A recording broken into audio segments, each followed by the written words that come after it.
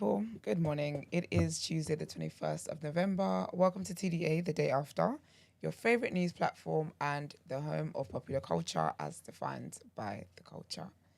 And let's get to know our host for today.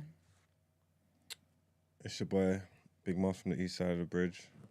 What's this do? It's my birthday. It's my birthday. No, it's not really. No, it's not. No, but yeah, pick up yourself. Your favorite shade queen, my royalty. And they call me E-Man, the pro-black activist, TDA producer and news analyst, and of course the melanin is jam-packed. Always is. How is everybody? I'm all right, but I'm late. I'm running What's your late. sentence? Hmm? And what? Lateness means it has different meanings. I was supposed to do a post before we went live. What's it about? I'm announcing that the Sinners podcast are hosting the No Behaviour show in Birmingham. Sick. Wow. TDA community they've got an exclusive They first. got an exclusive. If Big you've up seen them. any of the Sinners podcasts and their content, then you know that shit's about to get on a really. I have to make them do like a special segment on the show. Or On the something. show. That'd be lit. Mm. That'd be lit. With a name like Sinners, no behaviour. Yeah, it's honestly a Nice time. one-way ticket to hell.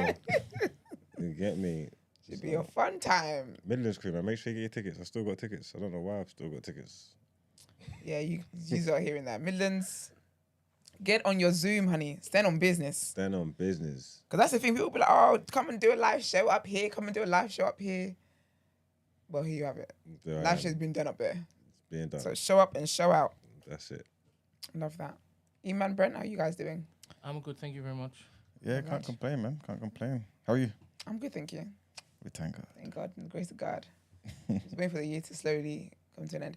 Oh, I've got to do a shout out. Mm. Our lovely babe that is Maxie. It was her birthday yesterday, man. Happy birthday to Happy Maxie. birthday, Maxie. Go and show her some love. Big Maxie, not the little one. Love that. There's a little Maxi. There is not a little. This is the saying, Brent. Oh, It's the saying. sorry. It just means she's not a little girl. Like, you don't play by Maxie kind of vibe. But yeah, man, we've got a fun packed show today. We've got a lot to. Today is gonna be. I thought that's gonna be a legendary, legendary show in the history of TDA's history. Mm-hmm. You will find out why later.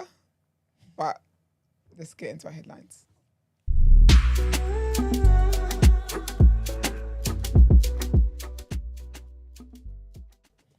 All right, so our first headline. There's a lot of stuff that's going on with this government, you know. A lot of crazy things, man. Dominic Cummings. When did it start? Cummings, you know. Oh, Cummings. Who was this? When did all of this mess with this party start? Was it when Boris quit? No, it was when David Cameron left. I Then mean, we had one could argue. I was yeah, going it's Margaret still in Thatcher. time. What's her Before name then. again? Yeah, Before Theresa then. May. Theresa May. Sorry? It was before then because obviously they had the joint parties. Coalition. Oh, coalition and yes. stuff, So way before then. Yeah, I'll be so shy as a nation, I'll be so shy for everybody if they actually win again. I'll be real with you. I don't even care what the manifesto is. Because they ain't delivered on hella stuff. So I don't know why they should get people's trust. All of you that keep talking about you got trust issues, this is why I want your trust issues to really activate. Yeah, for real. I was listening to LBC yesterday, right? And Yeah. they were talking about how, in one of the polls anyway, one of these independent polls, Yeah. the Conservatives are at the lowest they've ever been since Rishi took over. Yeah, but like, are they the lowest that they've ever been but still in the lead? No. Okay, because you know sometimes Nowhere you'd be near. the lowest you've ever been, but you're still in the lead. Yeah, no. That's the problem. These guys are nowhere near. They're closer to Lib Dems than... Really? Yeah. According to this poll anyway. Well, I hope Britain shows up and shows out in it. Mm. But we'll see. We'll see. So, Dominic Cummings is said to have claimed that Rishi Sunak thought the government, should just let people die rather than see the country go into another lockdown. Why is everyone snitching though? I don't understand. It's not everyone. It's too much. It's one too many. They've got one too many rats in that place. I thought they did Margaret Thatcher dirty. Sure. Exactly. Shaking in the grave. A diary entry from the government's former chief scientific advisor, Sir Patrick Vallance, said that Mr. Cummings made a remark during a heated meeting over whether to impose stricter pandemic measures back in October of 2020. So in the extract shown to the official COVID inquiry on Monday, Sir Patrick said that the then Prime Minister Boris Johnson had argued against any lockdown, saying he was for letting it all rip and that those who would die from contracting the virus had had a good innings. What? Yeah. Rishi said that or Boris Johnson? No, Boris. Apparently. Right? Sir Patrick then detailed... So Patrick then detailed a row between Mr. Johnson and his chief advisor, with Mr. Cummings calling for the PM to act, arguing we need to save lives. So Patrick also wrote that DC, Dominic Cummings, says Rishi thinks just let people die and that's okay. The scientific advisor concluded it all feels like a complete lack of leadership. Crazy. Next headline is linked to the same guy, Sir Patrick. And apparently what he's saying is scientists were not made aware of Rishi Sunak's Eat Out to Help Out scheme until it was announced, just like everybody else. That was Rishi Sunak? Yeah. I thought that was Boris. Nah, well, he was a chancellor, but it was Sunak's idea. Ah. Yeah. You like That it was a more? good time. Getting 2 racks of rooms for the price of 1. Them cocktails were going down. It nearly killed everyone, you know. What, COVID-wise or greed-wise? COVID-wise. Oh. No, like the numbers spiked up. Like everybody who's getting double meals, double 2 for 1 from Novikov and that wasn't complaining, but the numbers went crazy after he done that. It They did. spiked. It Yeah. was outside. Oh, wow. Everyone was out. Exactly. Side. Yeah, the cases spiked and everything. It was outside. I remember. That, I suppose it was good, but it was definitely bad. It was was a stupid definitely bad. idea. But it was good people that were getting the deals. This is it. Nice, some good meals. Because my thinking was everyone's paying for this anyway. You This might is as well it. get your discount. Exactly. Otherwise, you're paying for somebody else's meal. Yeah, no, but the numbers spiked. NHS, Yeah, the numbers are stupid. The NHS was on the brink. That's the dumbest thing they ever did. That's sad. That was the dumbest thing they ever did. And that was, and remember when they said we can go clubbing, but we have to get him a 10. Oh my goodness. And I was like, so you think COVID is gonna be like, hey, it's 10-1 guys, let's go. Bro. Insane. That was stupid time. Yeah, man. So Patrick, who was the then government's chief scientific advisor, was giving evidence to the COVID inquiry about major decisions taken in the pandemic. He said it would have been obvious the hospitality scheme would cause an increase in transmission risk. I guess this is why they never told him or any of the scientists, right? He also said that the then Prime Minister Boris Johnson had been bamboozled by some science. He said the first lockdown at the start of the pandemic was imposed about a week too late. And he criticised the lack of leadership in the run-up to the second national lockdown in autumn of 2020. In a witness statement, he said that there were times that he considered resigning. So these are his words now. He said, like many others, I received abuse and threats, and I was concerned for the well-being and safety of my family. At times, those factors did lead me to question whether I should continue. I also found people breaking the lockdown rules very difficult and considered what I should do in response, but decided that I would help most by continuing with my job. Was he being bullied by his party members or the public? I believe it's the public. Oh, okay, that's fair. Yeah. Because he's concerned about his family and all that. Apparently. But anyway, he also said that Dominic Raab, right, led more effectively than Mr. Johnson when he was briefly put in charge of the pandemic response while the Prime Minister was in hospital with COVID. Remember them times? Yeah, I remember. That's what I was thinking about when they were talking about him saying about the people dying and whatnot. I was thinking this guy went, but then that's if he had COVID. This is true. Because this guy was acting as though like he met Jesus in a coma. Yeah. And now he's reformed. But you know what the thing is? If he did actually, let's just say he had COVID, right? Yeah. Let's just take his word for it, right? Do you feel like all of these things about him snitching and all that type of stuff, all the things that people are snitching about him saying is less effective, or him being consistent? Because at the end of the day, he's still felt it and Do you know still what it is? decided that, you know what, fine. It would depend when he said those things. Did he say it before COVID I think he was saying, or after COVID? If he said it after he had COVID, he's the devil's PA. He and the devil are 1 and 1. Because you couldn't have gone through what it is that you said you went through, thanking the nurses by individual names because you nearly died and your wife was pregnant and whatnot. Do you remember? And then be coming out and saying if people die, they die. Do you know what I mean? So if he had it before COVID and then life humbled him, he learned his lesson. He got the day he deserved. But it depends. Mark, it's a good question, yeah. Would you have Boris Johnson on no behaviour? Yeah. And what would you talk about? Like, would you... Fuck knows. One magnum, that man is telling you. He's telling you what the world's plans are. Hey. Probably like some of his favourite, like adultery and that. You know, like Yeah, he's an adulterer. some of his favourite That man can pastimes. Gallon, yeah, it's Boris, man. He probably think Gallon thing, man. What else we gonna reason about? What else does he That know? man has had hella wives. Tough at it. You used to have hella wives and you look like you just woke up every time. And that's your look. Yeah, man. He must be offering him something. Oh man, so Patrick also wrote that Dominic Cummings says Rishi thinks just let people die and that's okay. Like I just said, the scientific advisor concluded it all feels like a complete lack of leadership. Pardon me, read the wrong part. All right, so he also said that Dominic Raab led more effectively than Boris Johnson. He also was questioned for about 5 hours on Monday about decisions taken in and around Downing Street during the pandemic, and excerpts of his diary were read out. So that's basically where they get all this information from, yeah. His close colleague, Sir Chris Whitty, who was England's chief medical officer and the UK government's top medical advisor. He's the guy that kept standing up besides Boris Johnson during the talks with the press and stuff about COVID. He basically is due to give evidence later today. So it'll be interesting to see what he says as well. What is the punishment for these things? All this money they're wasting doing this courts. Is it just going to end in a fine?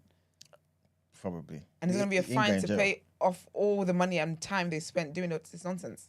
Boy, who knows? But I guess with a lot of things, it's kind of like, I guess, you know, when you, what do you call it, put in a grievance at work or something. Let's go investigate. Yeah, I think that's just all it is, just to have it on record. And our last headline takes us to the conflict with Israel and Palestine. And apparently a first group of prematurely born babies evacuated from Gaza's largest hospital have arrived in Egypt for treatment. So the 28 infants were transported from the Emirati hospital in southern Gaza. And they've been having been removed from the besieged Al-Shifa hospital. This according to the Palestinian Red Crescent. Egyptian media. Egyptian TV footage shows medics lifting babies from inside an ambulance and placing them in mobile incubators, which were then wheeled towards other ambulances. Health officials initially said that a total of 31 premature babies had been safely moved to the facility, but the World Health Organization said that 3 babies still remain at the Emirati hospital. The babies now being treated in Egypt have serious infections, according to the World Health Organization. 8 infants have died since doctors at Al-Shifa raised international concern this month about 39 premature babies at risk from a lack of clean water and medicines. Sad, man.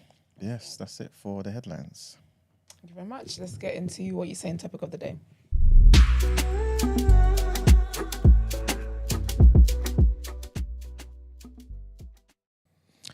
All right, guys. So today's going to be somewhat of a quick one. To be fair, this topic is something that I think we could spend like bare long on, but we won't, right? But I kind of want to ask you guys this question. What's more important to you, right? Diversity of thought or diversity of representation? Where? Okay, let's just say at a corporate workplace.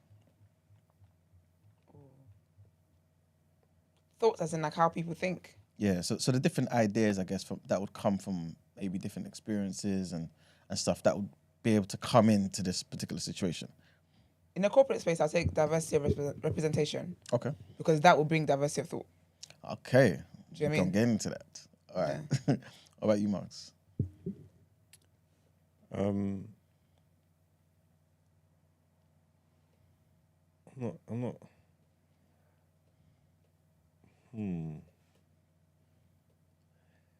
Maybe diversity of thought.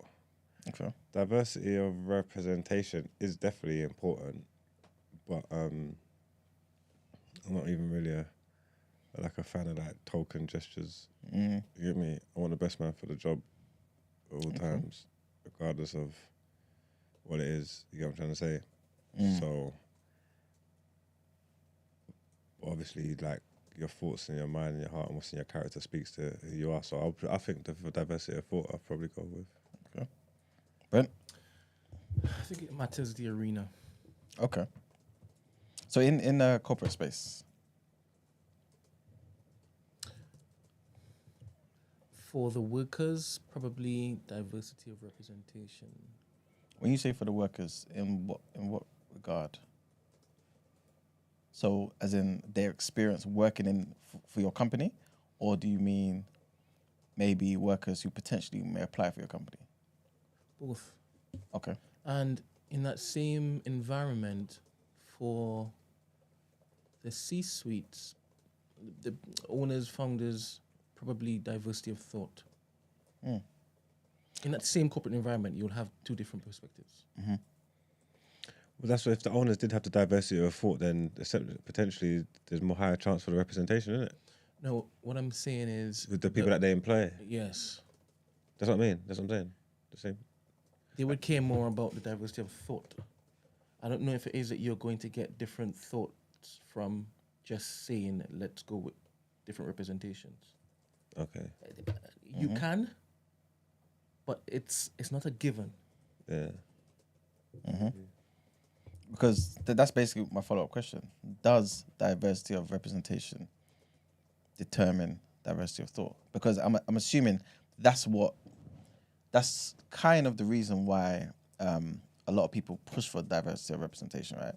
Obviously, you kind of get the other reasons, like, you know, it gives people opportunity to, or something to look up to, and they can visualize themselves there. They know that that's something that's attainable, things of that nature, right? But in terms of making the company work, and maybe being something that can appeal to various demographics, right?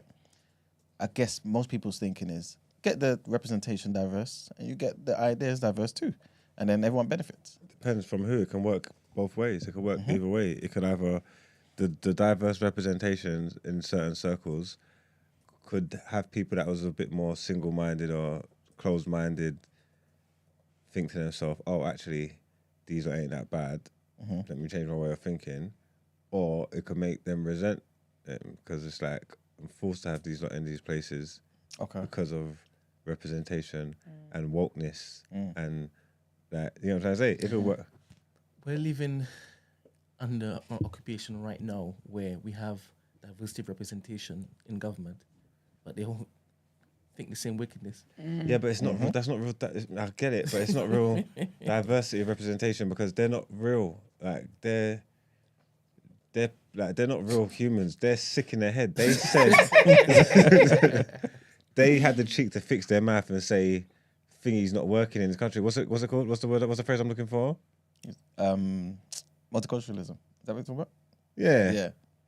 Yeah. Failed. It's not working. They got the cheek to say that when they're up there running the country as brown people. Like they are not proper representation of. Do you get what I'm saying? Is it Maybe maybe? Sorry, go on, sir. I was gonna say maybe then the right thing might be then diversity of thought. Diversity of thought's way more powerful. Yeah, because if you have representation that is everyone looks different skin colors and whatnot, different backgrounds and whatnot, but you all think the same foolishness. Then what's the difference? What's the difference? No one diversity up in this place. If I'm a boss now, you three come to my office, right? How do I know what you're thinking? Conversations, interviews. That's what interviews are for. Half an hour interview. Could I really know your actual thinking? And how Oh no, that's- because I'm putting my best foot forward. I'm not letting you. You know what I'm trying to say? So it's like, yes, we may want diversity of thought, but how can I achieve that? And diversity of representation is maybe the problem with diversity of representation. Like the example you guys gave about the browns and the blacks in the Tory party, for example.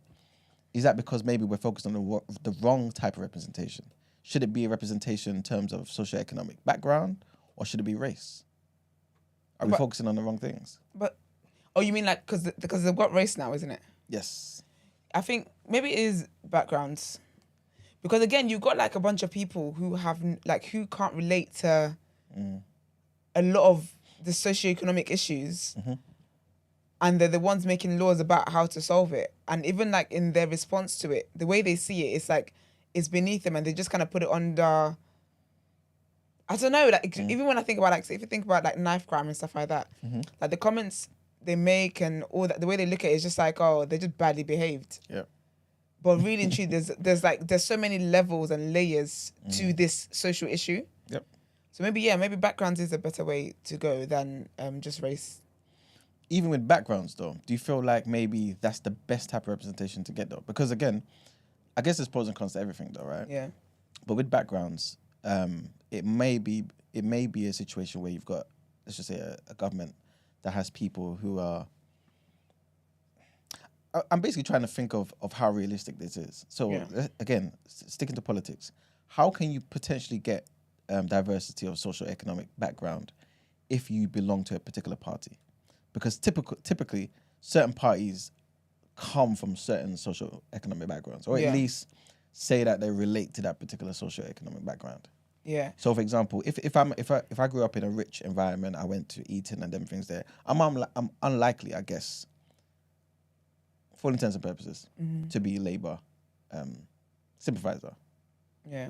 It's not strictly the case, of course, right? But it's unlikely to be the case. So how would Labour, for example, get somebody from that background in? And how would the Tories get somebody from a poorer background in? The thing is that it starts earlier than at the point of politics. Because like the example of what you gave with schools, that shouldn't just be a thing where just because you are, maybe there could be scholarship programs that allows kids who are gifted, talented, but from lower socioeconomic backgrounds to be able to attend those schools. That's how you have diversity in those schools. Do you get me? Like, you need to have diversity there for it to be because, or maybe we just don't get all the prime ministers from Eton. Let's throw some grammar schools in there. Some grammar schools are really good. There's some schools you have to do tests to get into. They don't play. Do you get me? And when you look at the kids that go to Oxford, they go to Cambridge, they go to the top universities, like Russell Group universities. Yeah. Maybe we just stop. Maybe Eton is not the way to, I mean, all these Eton people, and here we are, they're wishing people to die in COVID and stuff. So, do you know what I mean? So, But one could argue, okay, we went to grammar school, then we end up going to Oxford and Cambridge. Yeah. Maybe that's where the indoctrination starts to occur, or starts to permeate a bit more. You know what I'm saying? Because obviously that's not necessarily the case. Because Diane Abbott, for example, she went to Cambridge. You know what I'm saying? She's still Labour, right? Yeah. But I don't know. Like, one could say, going to these type of universities and stuff could kind of shape them in that particular way too. So, for example, would you mind a government where, obviously I'm being a bit extreme here. Yeah. I know this beforehand. But would you mind a government where certain people in the party never went to uni? I mind. Just stop there. Actually, would I mind? Yeah. No, I wouldn't mind. If the person's intelligent though. Okay, yeah. Because again, people don't go to uni for different reasons. If I could go back in time, doing what I'm doing today, I would not have gone to uni. Yeah. It's just stupid debt I collected, and I end up not wanting to study law anyway. Yeah.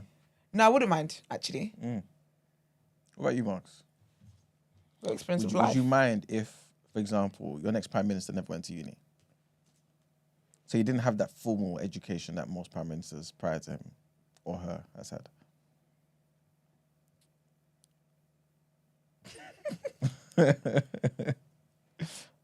Maybe not. Not if he was voted in by the people. Okay. Because you can be someone that didn't go to uni, but you can be very intelligent. For sure. Do you mean you can know so much, and maybe you just chose to go down the apprenticeship route, than go to university, not because you were like you weren't serious or you weren't intelligent enough or you couldn't get into uni. Yeah. You just chose not to because your career path was different. Yeah, I don't know how long it would take, but if a normal man just decided to buck the system, just a regular class, working class, average Joe, decided to buck the system and managed to get his votes and his way into. I mean, that's the man who getting my vote. And became prime minister and all that. I'm not knocking him. I respect the grind. Yeah. That's the American dream, baby. Yeah, for real. Not for real. Because it kind of goes back to that whole you get what you deserve type thing. Yeah. My thing is, if you've made it that far, you deserve to be there. Yeah. Bro! I think you do. You 100% do. I feel like, because when you think about it, because sometimes people think that going to uni is oh my gosh, you went to uni. You need to ask them what they're doing while they're in uni. Sure. Because everyone's just scraping by. Some people don't even go to lectures or anything like that. It's when it's time for exams, they just cram what they need to cram, bang out the exam, and that's it. Do you get me? So going to uni itself, unless you got something like you do, there's certain degrees that you do that I know that you have to be serious because they would have kicked your ass out on the first term if you not been serious. Do you get me? So I wouldn't mind someone who didn't go to uni being prime minister. Okay, Brent, what about leader you? of something. You would have to show a level of competency. Okay. And grasp on the dealings needed to represent not only the nation in the nation, but also abroad. Okay. For example, Marx didn't go to uni, right? And he has a grasp of history. He could problem solve. He's wicked. He's also empathetic. He needs to be. He's reasonable, as in he can reason with people and whatnot. And I do believe that he will surround himself with the proper help. Absolutely. I think that's what it comes down to, isn't it? Yeah, That's it. because it's not, by and large, it's not just the person in charge that's making the decisions. I mean, if you can listen to good counsel, then that could be the great foundation for your leadership, your stewardship. But what does good decisions kind of look like in terms of choosing a good I'm captain? biased, obviously. I want what I want, innit? Precisely. So, and also in terms of, like, for example, let's just say Mark did become the Prime Minister last week anyway, right? So let's just say you became the Prime Minister of this country. And now you're obviously tasked with choosing people within your cabinet that obviously have got the expertise. Would you care about the uni thing? Or would you say, I didn't go to uni, so why should I care, right? And think about the ramifications of that for the country? Or would you say to yourself, I don't want people like me here. I am the anomaly. You know what I'm saying? I thought you took to Brent, sorry. After he said Mark? He said, Marks. He said, you were Prime Minister last week. He's looking directly at you. Yeah, but the whole time he saw I weren't paying attention. He's sick. No, I thought you were taking it in. No, because I told you that I was late Were for you my making post. I was notes? doing something. No, sorry. Okay, look, I'm back in the car. Come on. He basically is saying that you didn't go to uni, but you feel as though that I don't need to go to uni to basically choose a cabinet for myself, right? Yeah. He's saying, would you choose people who didn't go to uni also? No. Is that what he's saying? Hell no. Because the people who are going to be giving you advice, they would need to know about policies and the machinations of all of them, like projects and whatever. Yeah, I don't want the patients running the asylum. What's it called? I told you I need best in class, man. Isn't that like a wouldn't that like make, I guess, the opposition party say, wait a minute, but what about you though? Like, are you not, you're not living what you're, you know what I'm saying? No, that's not true, because obviously the buck stops with me. Like what Brent said, you need to be able to take good counsel. You know what I'm trying to say? And obviously sometimes, they're gonna need their papers. You're certified. What does that mean? Huh? I thought you meant like need to be legal. Oh no! So silly. But learn it. Talking about learned men, Academic. learned women. That's ridiculous. Yeah, you're gonna need your documents. You get me? And then, I mean, what parts could be filled without that? If that makes sense. Security. Security. No, what other foreign secretaries? Because you got foreign secretary, Chancellor, health minister, ministers. education minister. No, they're gonna need to know their way around the system. They're gonna need. Because I feel like you can't have, respectfully, like some people actually have to have like the paperwork in it. Yeah. Because otherwise, our government is under we're under threat. It'd be easy to overthrow the entire government if not one of us has a uni degree to show up. One or two loopholes. Bro, they will use that. Be out here before your first term. Crazy. 100%. What about military governments? Some of them, of course, did go uni and all that type of stuff, right? I don't even be using it. But you know what I'm saying? Like, military governments, again, I don't know if Che Guevara or Castro went to uni, right? Sorry? Che Guevara or Castro, Cuba. Oh, you said Castro? I didn't know the Ghanaian Castro. When you said, I was like, Castro? Why is he in it? Did he pass away? R.I.P. Castro, man. He's a legend. Yeah, both of them. Oh, yeah. Yes. I'm not too sure if they went uni and stuff, yeah. Obviously, they were well-read guys, yeah. Who fully lived like the Marxist ideology and stuff, yeah. But I mentioned that, let's just say they didn't go to uni and stuff, but they were well-read. Does that matter to you? Because I'm kind of gauging from the chat as well, yeah, that people are basically talking about, but uni doesn't necessarily mean you think this way, or This is it. you know what I'm saying? But doesn't uni like teach you certain things that you need? Like, why are we kind of downplaying the importance of university? No, uni is definitely important, but I think the way uni was sold to my generation at least, it was almost as if like you're not gonna get like you need uni to make you, like you're gonna be a bum if you don't go to uni. But then, and so a lot of people just go to uni to study something, not knowing what they want to use it for, and then you come out, you're not even using the thing you went to uni for. So it's just like, okay, I mean, I don't even know where my degree certificate is. I've never been asked for it. They just take my word for it. I would have changed my shit, actually. I got a 2-1. I would have changed it first. No one's ever asked me. No one's ever asked me. I mean, I hope they don't ask me. I don't know where it is anyway. But you get me? So I don't feel like it's necessarily downplaying what uni is. Uni is important depending on what it is that you're doing.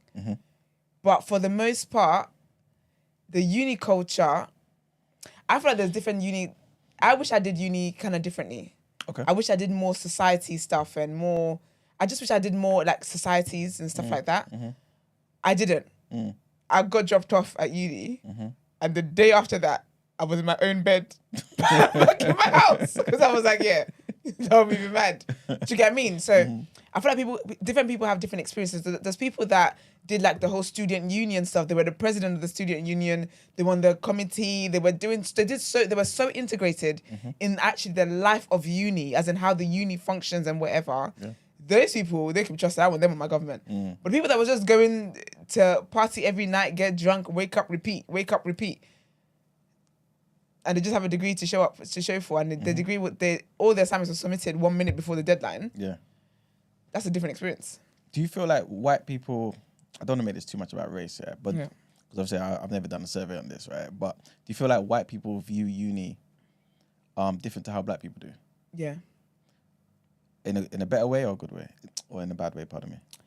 It's mixed, you know. I feel like with a lot of African people, because I'm Nigerian, we're kind of forced to go into uni, and I feel like the white people that are in uni, they want to be there.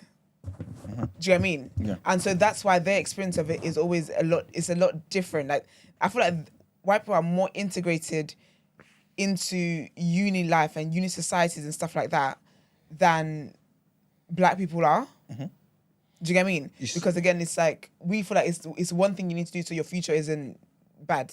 We're too creative, man. We're always trying to do things off the cuff and trying to freestyle and talking about you don't need this and you don't need that. I think a lot of people, especially like in politics and stuff, they're more intentional with what they're doing. You know what I'm trying to say? Like they're way more intentional with what they're doing. So it's not like to say like the be all and the uni's the be all and end all. But if you want to go to certain places in government, they know the route that you need to take. Sure. You know what I'm trying to say? They go to uni, then they leave uni and they go and have to do certain jobs in different sectors and whatnot. They meet people, they build up their relationships, and there's a path that they're going to take to get to that goal. Even if you're saying like being prime minister, there's certain things that if you don't do them, you're never going to be prime minister. You know what I'm trying to say? If you don't attend certain schools, if you don't think so, that whole education, that whole experience and all that, it's all necessary to get where they want to get to. You're not just going to wake up and get there. You know what I'm trying to say? So it's easy to say, oh, it's not important and it's not this, but it depends on what you want to do. You get me? Because like, the prime minister is a perfect example. If you want to be prime minister, there are certain things you have to do. You get what I'm trying to say? All of them have gone to certain schools, done certain things. Once you leave, that, like I said, your education, when you work in certain sections, whether it be the finance, media, whatever,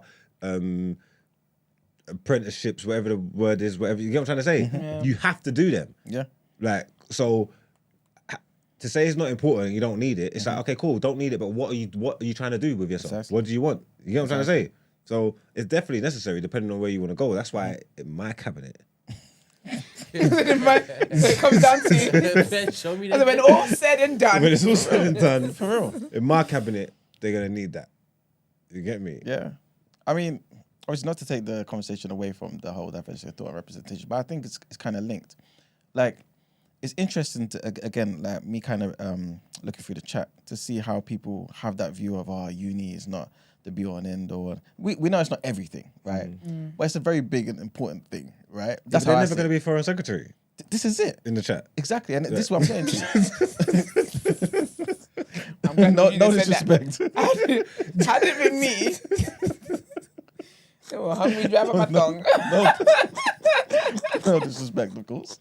Respectfully, of course. You know what I'm saying? But, well, yeah, anyway. So... But like, do you feel like that maybe the opinion speaks to the ambition? And I don't mean this in a disrespectful way at all. I'm just asking the question. Because if, for example, to become a doctor, a neurosurgeon, an astrophysicist, foreign secretary, prime minister, you need to go uni, or at least that's the route that's been taken from time. You know what I'm saying, right? And you're still talking about uni is not everything.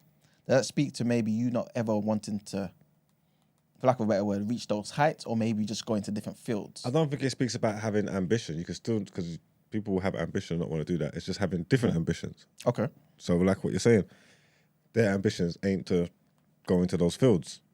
That's why it's not important, why it's not necessary. Because if it is, like, if that is the fields that you want to go to, and you've done your research and you know what, you're serious about it, you know the routes that you got to take. You get me? You know what's necessary. But if it doesn't apply to you, and you've got no intention of being any of them and going down them career paths, then you'll be fine. And there's plenty, and it's right, because there's plenty of people in life that's been successful without going to uni. You get me? So I don't think it speaks to your ambition. I don't think or like lack of ambition or anything like that. It's just a different mindset. Okay. So with that mindset now, considering people, because again, people think very differently from the same backgrounds, right? Majority, I guess, in the chat are just like us, right? In terms of being black, right? But we think differently. Sorry. Like, and to be fair,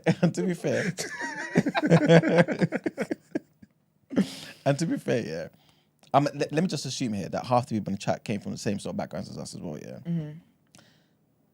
How, going back to the initial question, how do you get the diversity of thought if, for example, the socioeconomic background is the same too, the race is the same too, and yet we think so differently? That's what I find so interesting, because even when you think about, like, in a family, we use the word raised in the same household, same parents, same everything, and everyone just turns out different. I find that so funny. But I just think there's something in everybody. Don't know what spirit's leading people. That's what it comes down to. But I think it's all about, it's people's characters. I feel like you can be from the same background and stuff like that, but your makeup is always, everyone's makeup is different. Do you get me? So your personality is different, your emotions are different, what you care, what your personal interests are different, and those are the things that influence, I guess, how it is that we turn out. If that makes sense. Okay. So they might be from the same background, but someone might have more empathy towards the poor, and someone else is just like, I'm trying to make out the hood, and when I make out the hood, I'm never looking back. Yeah. Do you know what I mean? But another person will spend their life trying to build up the hood that they came from. Yeah. Do you get me? So, yeah, I think everyone's different personalities and interests and character and even what they've been through and how those, because it's a whole nature-nurture thing, but it's also about how that shapes you and how your character takes to what life presents to you, kind of thing. So, yeah. Brent, how important do you see university in all of this type of stuff in terms of shaping and determining diversity of thought? In terms of shaping diversity of thought, and also, like, would you kind of use one's attendance at uni to kind of ascertain if they're likely to have a particular type of thought? So, for instance, you've got a team made up of 10 people. Would you kind of say, you know what, I want diversity of thought here, so I'm going to go with half who went to uni and half who didn't? Or would you think to yourself, the formal education means nothing or means little when it comes to me trying to achieve that diversity of thought I'm looking for? I think it depends solely on the situation. Okay. I can't. Everything changes dependent on what you need the people for. Yeah. So you have to give me an example of one instance, and I'll say, this is why I'll go with this way. Okay. Sorry to cut you, so you can continue your conversation.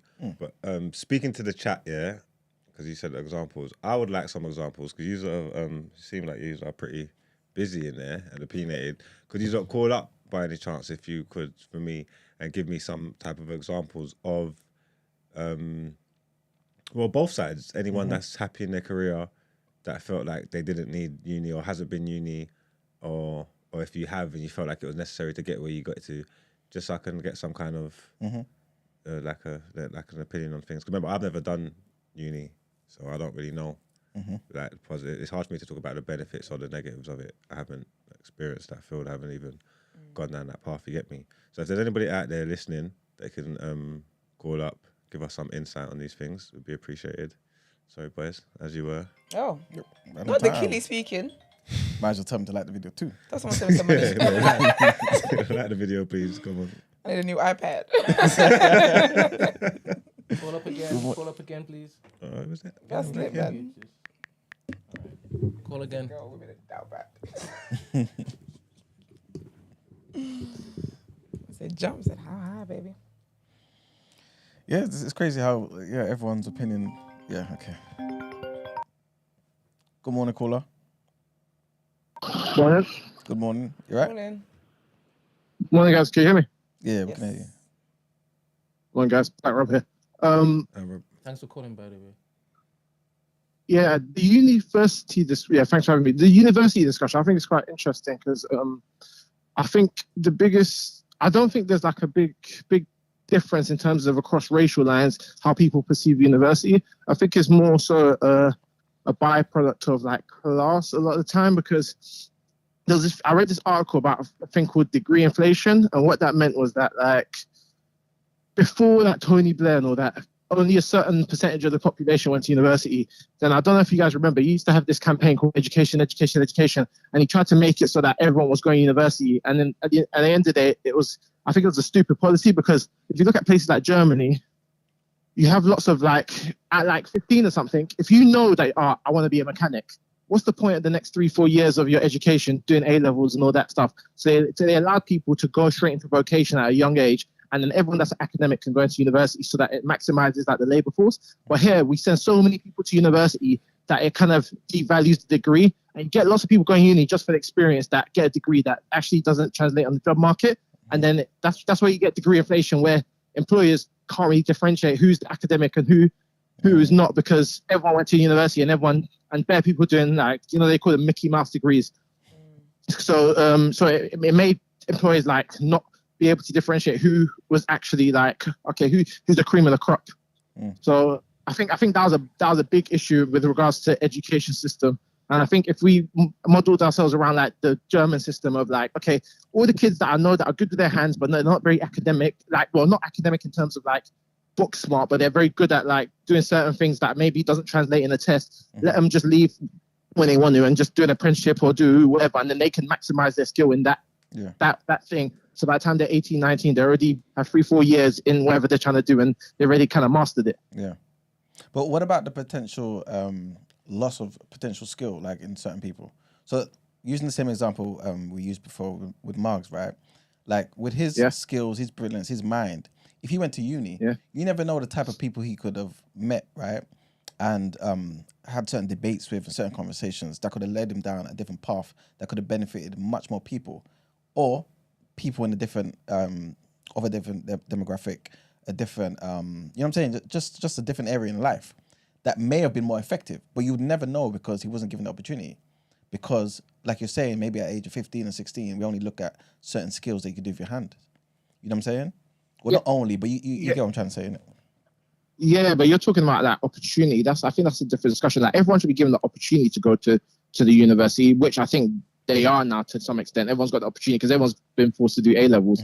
But in reality, there should be a finite number of spaces, and there should be also a finite number of degrees. There's certain degrees that don't translate to anything in the market, and there's no demand for off the market. So why is that a degree if it doesn't translate into something that can actually help the economy outside the university? Yeah, but look what you just said. There needs to be finite degrees, finite space in university. That almost by definition means there's a cap on opportunities. You know what I'm saying? Yeah, but it's a meritocracy. Yeah, but then you're playing I sound a bit conservative, but in reality, it's but it's true because there should be a finite number of degrees, because you're basically advocating for second place trophies, isn't it? At the end of the day, the people with the best that get the best grades, because university is about academia. At the end of the day, I'm talking about two different lines. Yeah, someone that's a thinker and someone that's a thinker and a philosopher, and you even say Marx. I'd say Marx is he has a different way of thinking, which is good. But university actually doesn't cultivate that as much. If you're doing social sciences, university has actually got quite a myopic view of specific things. Everything's leaning towards a specific way of thinking. in university. It's not actually as much diverse thought in university as you think. I think it depends on the institution, though. I think some, again, no disrespect, but some universities are going to do the kind of bog standard stuff to get you, your degree and thrive out there in some type of areas. But some universities are going to take you to a certain level and make you come up with economic theories and theses about different things. Because I agree with Blackrock, because some of the books that you would obviously depend on the course or whatnot, yeah. But with me, I did sociology and politics, right? The books I was using for my modules were written by my lecturers. They're not trying to hear my new ideas. Girl, write down and repeat what is written there, because I'm the smart one and I'm telling you how this situation, this social issue can be solved, kind of thing. So actually, depending on what it is that you do, uni does not allow for that level of creativity or free thinking or whatever it is. There's already a way that's been set out, a system that's set out, and essentially you just have to follow it and do the right things, repeat the right things to get you first. 100%. And even in degrees like degrees like IT, like places where things are changing a lot, like stuff like computer science, where there's a new language every other year and stuff like that. Unis are so behind that by the time they change their syllabus to accommodate the changes, things have changed again. That's why you hear all these. I'm sure we all got friends like that, software engineers, and they what they did is that they did another degree in university, left university, then did like some boot camp crash course, and now they're a software engineer and they're making better money. They could have just done that straight away, but because the university's still behind, they're still teaching you Excel stuff, and then you're on to some next like Java or whatever. Do you know what I mean? So it's like uni actually kind of, they're slow to adopt the new things that are, because at the end of the day, even now universities and even school, it was built to like, for the most part, like people that wanted to go into production lines and all that type of stuff, and now they're just changing the way that they're educating people, because now we work in like matrix systems in terms of, when I say matrix systems, I'm talking about like most people at corporate jobs, they have to have meetings with people cross-functioning in different rooms, and it's a lot of times it's about relationships and having to like, okay, get someone from that department, let's have a meeting and this. But before, it used to be like very hierarchical, and university still kind of models itself off the old business model, when in reality it's like you have to work cross-functionally with people of different departments and different seniorities, and it hasn't really reflected that in the way that they're teaching people now. I hear you. All the people that I guess have kind of shaped the modern world. So the Elon Musks of the world. What's that? Yeah. What's that Apple guy? Steve Jobs. You know what I'm saying? Steve Jobs, like, Mr. Bill Gates. Them man there. Yeah. Did they go uni? No. They all did, but they all dropped out. Huh? Richard Branson did. Most of them dropped. I said. Yeah, he's different. Yeah. Oh, did you not mention Richard Branson did it? Yeah. I think a lot of them are dropouts. But the thing is, what I don't like about that argument is that they're all dropouts. But if you look at them, they all came from like really like, I think Bill Gates, like his dad was like worked at IBM or something. Like they were dropouts, but they could afford to be dropouts because they had such a strong like fan that their dad was like a CEO or something. So they were like, okay, cool. You dropped out of Harvard in second year. We know you're a genius already. Do you know what I mean? Like if your kid's like some like proper genius and they drop out, you kind of think, okay, cool, I'll allow it because I think you're there in it kind of thing. You could probably do it yourself. Yeah. But yeah. So okay, I think that some people use them as an example, but it's not really that fair because most of us aren't on their level. That this is it, right? So I'm trying to think of how could the most of us get that advantage, because at the end of the day, the people that have taken over from the Bill Gates and Steve Jobs of the world, a lot of them, I guess, or their kind of equivalents in other areas of life, right, didn't drop out. A lot of them have university degrees, master's degrees. You know what I'm saying? And after that, I feel like they've gone into certain areas where, even if it's certain companies like IBM and stuff, right, where the environment is almost like uni in terms of having certain peers around you where you can be challenged and learn certain things, right? Because like there's a difference, I think, in kind of being self-taught and being taught by somebody else at a university. There's a difference, right? Or do you not? I don't know. I don't know if I agree per se, because normally the people that self-taught, there's like, okay, so you're talking about diversity of thought, yeah? There's this thing, I actually think you guys should do it. It'll be funny and it'll be good to episode. There's this thing called the Myers-Briggs test. So if everyone takes it, it tells you what type of personality type you have. And I did that recently. Yeah, it's good work. Well, I think everyone should do it, yeah. And then you should all share it with each other, and then you can read out what your kind of like your personality type says about you. Sorry, Blackrock. It's so ironic because is what he was saying earlier. The person my friend who told me to do it, he studied psychology at uni and like sixth form and stuff like that. But he's actually a self-taught software engineer. And he's the one who was talking about psychology and whatever. And he was like, oh, do it, And again, like Black Rob was saying, he's self-taught in what he's doing and he's got a great job. Yeah. Sorry, carry on. Yeah. So I think the type of person that's got enough ambition to be self-taught normally is the type of person that will prevail anyway, because I think it goes back to that discussion we talked about a week ago about like talent versus work ethic. Yeah. And I was thinking now work ethic is more important because talent is innate and work ethic is how you cultivate that talent to maximize. And there's people like you see all these shows about like Michael Jordan and all them, and like he didn't even get on his school basketball team, and then it's almost like a psychotic level of work ethic allows you to get to those levels. You always see like all these people that are like the top of their field. Even the David Beckham doc, you could tell that I don't want to diagnose him, but you could tell he has a level of OCD slightly. I reckon. And it's like work ethic. He wasn't that fast. He was okay at everything, but like his work ethic took him to the next level. Johnny Wilkinson, all them, man. He used to take like 1,000 kicks every day, and then do you know what I mean? Like, so I think work ethic is more important than talent. And I think the person that's self-taught normally has sometimes those traits that allow them to be self-taught and get to that next level, and then they can seek out a mentor after the fact. Okay, makes sense. I'm glad you mentioned what you said about the type of person who has the discipline to be self-taught and carry it all the way through is the type of person that will make it in life like anyway, right? The reality is most people are not like that. No disrespect to the most, right? No, you're right. You know what I'm saying? And I feel like that's the damaging thing here, where people kind of feel like, oh yeah, you don't need uni, you don't need da-da-da-da. When sometimes you do need that, especially if you're not that person who's going to be disciplined enough to be self-taught. You're not the self-taught software engineer. You know what I'm saying? That's why you're doing stuff. There's two different discussions there. It's like, some people are like, oh, we don't need... If I'm like, I don't need uni because I want to be a mechanic, that's a different discussion to say, I don't need uni because I'm trying to develop this app and I want to do it myself, and uni's not going to teach me the skills I need to develop this app. Yeah. So that's a different discussion. There's a person... Yeah, so I think both of those are valid. So the person that's so brilliant that they think uni's going to slow them down is valid. The person that says, I'm skillful, but not in the ways that uni... Do you know that whole saying of like, if you measure a bird by how well it can swim, it always think it's stupid. For sure. There's people that are in uni that think they're dumb, but they're not dumb. It's just that their intelligence is not being their type of intelligence is not what is valued at the university level. Mm-hmm. Do you know what I mean? I mean, also it might be down to their decision making and the type of course they took, and why they even ended up there. You know what I'm saying? Because a lot of the time we kind of look at the end part of it. It's kind of what we were talking about earlier. Like, there's too many factors in life. Me personally, that's my kind of view. There's too many factors in life for me to kind of say, okay, you know what? Because of this particular factor, this is the reason why you ended up here. This is why I kind of just draw the line and say, if you got there, you deserved it. And so my thing is, if, for example, you didn't get there, then there's something you didn't do to deserve it, if that makes sense. Because there's too many factors for us to spend time saying, oh yeah, it must have been because of this or that, or you know what I'm saying?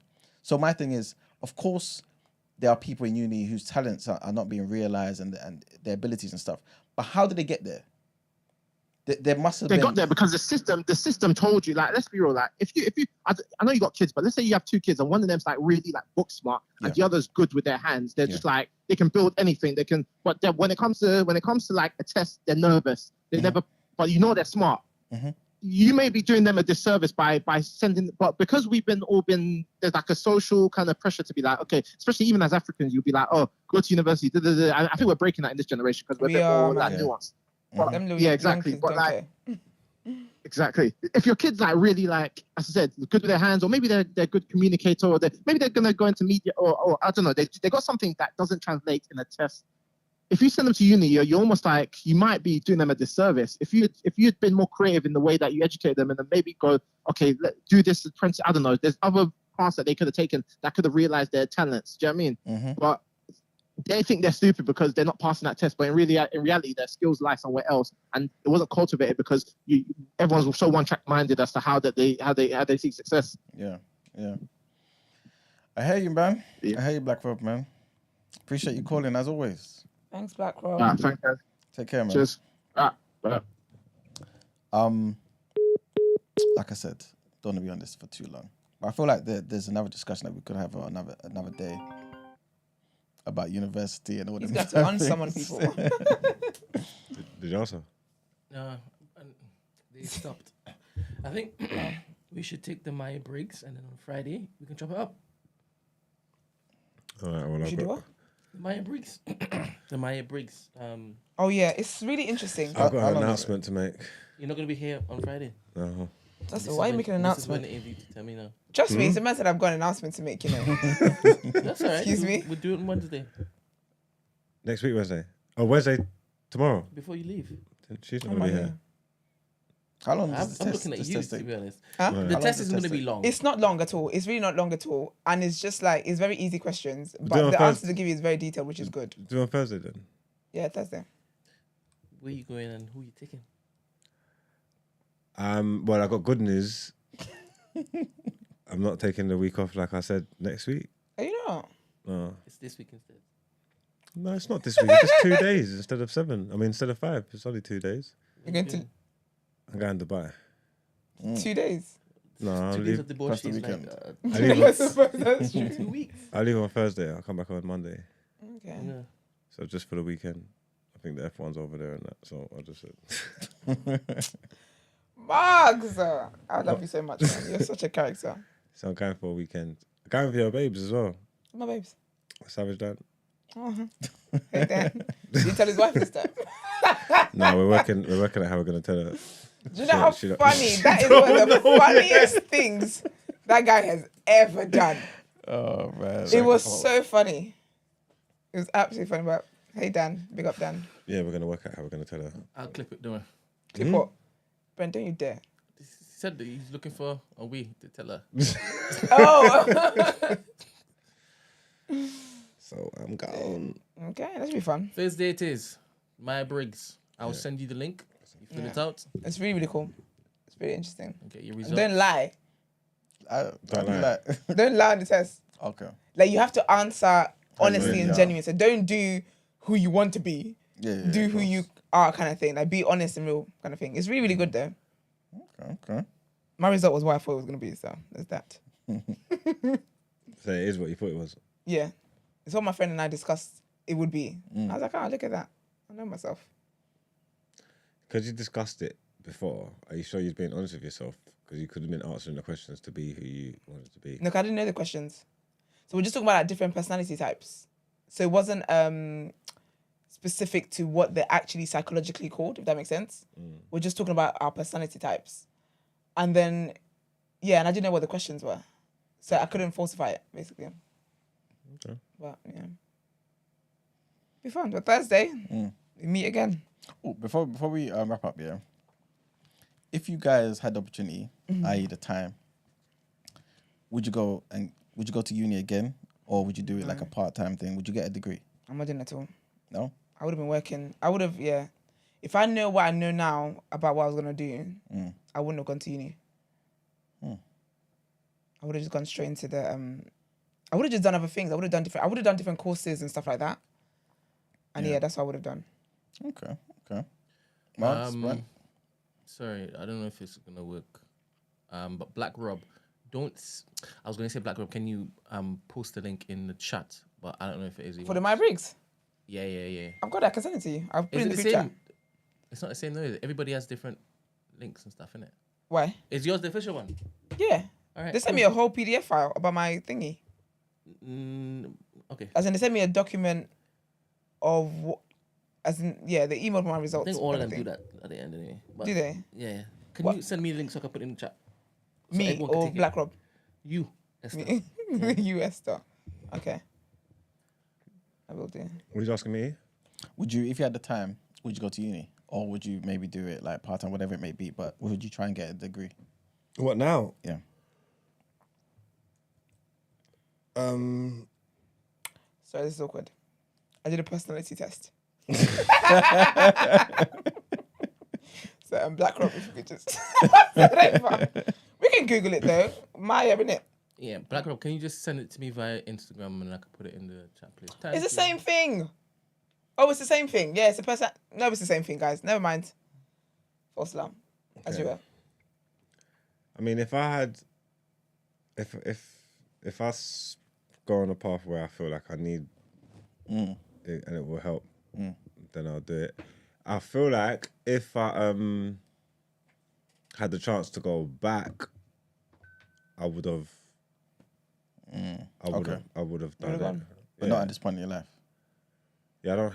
Like I said, unless whatever journey I'm on, it becomes a necessity or something that's going to aid me. Then I would probably, if I could try and find the time to do it, I'll do it. But I don't. It's not something that I feel like I need or want or whatever. Obviously, things can change, and I know.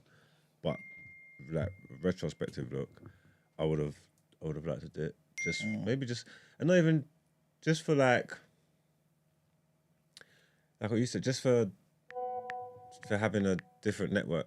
Yeah. Being exposed to certain things and life experiences and different people and different connections and whatever, because I don't know what doors could open up or what relationships I could call on or whatever. You don't know what you don't know, innit? Yep. Obviously, I always find it like I'm always intrigued to listen to people's uni stories and going different places and meeting different people and all these kind of things. You know what I'm trying to say? It's probably just that aspect of it. Again, if I was even...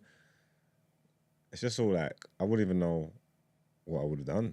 You know what I'm saying? I can't even think like what I would have done at uni. Oh, this is the INF thing. Huh? INF. Something. INF F, INF E. Oh, yeah. Yeah, I've done this before. Yeah. What's INF? I'll what? put mine up. Those are the letters for your results. You get it when you do the test. Okay. It's like letters that mean Or is it like in a 4 or something and then it's like... No? I think so. I don't. Yeah. They're gonna call me a narcissist and a sociopath. No. Probably not. Hopefully not. Hopefully not. Hopefully. I mean, I know you. I know your heart. So. You're Mal. Ben, what about you? What's the question? Would you go uni? Would you try and get a degree? Even if you don't go in, No, like, would you try and... go to university. No? No. I didn't want to go in the first place. Yeah. My parents said I need to go I need to have something to fall back on. Yeah. Yeah, but you know what I mean? You're different now, innit? Like... You're different now. What did you study at uni, Brent? Business management and education studies. Okay. Yeah. Did they make you do that as well? Huh? Did they make you do that? Study that? Or was that your choice? It was my choice. That was that's the freedom I got. Okay. Yeah. It's so... You say you're anti-uni? I'm not anti-uni. I just didn't want to go to university. I wanted to focus on stuff I wanted to do. I'm not anti-uni. But you didn't want to go and you wouldn't go. I didn't want to go. And you still and I wouldn't. still wouldn't go. So you're anti. That's not... Okay, if you say so. I don't really mind. It's not a point of contention to me. Oh, dear. I know if it is, I wanted to amputate somebody's leg or do dental, this, and the next. I definitely want to.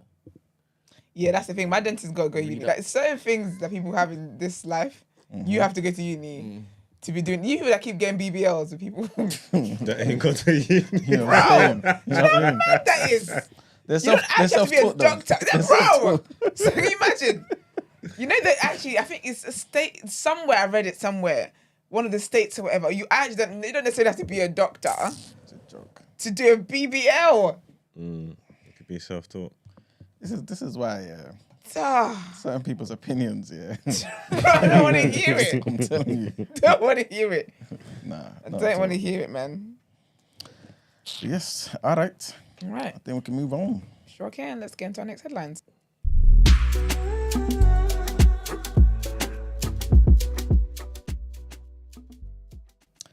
All right. So our next headline, it looks like the South African government have kind of made their position clear, man. I feel like they did before, to be fair.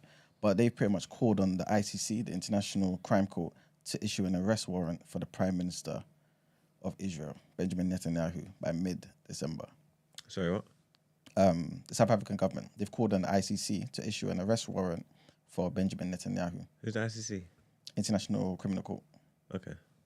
I hear so many names on here. I don't even know what people do anymore. That sounds like the footballer to me. No, I thought you said South Africa put out an arrest warrant.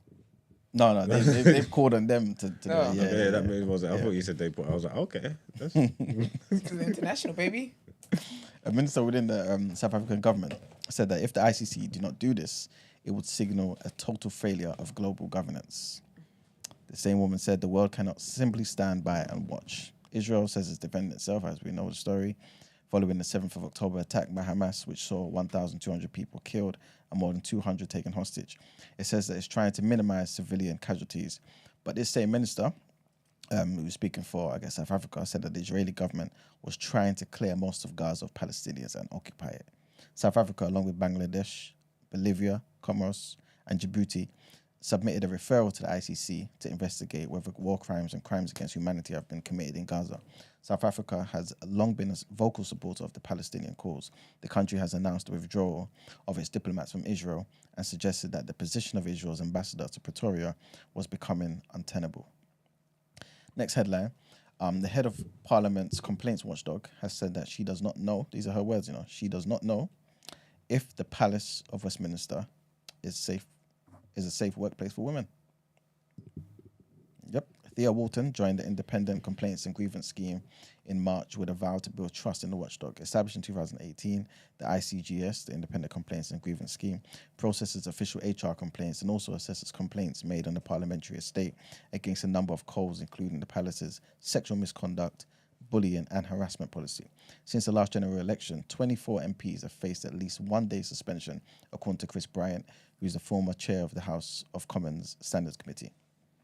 The same guy, Chris Bryant, said that this was because of those in power turning a blind eye to poor conduct, a temptation amongst politicians to protect their own, and also a hard-to-change behaviours and attitudes at Westminster. When asked whether Westminster was a place that women can feel safe, Walton told the House magazine, "I don't know," is the honest answer.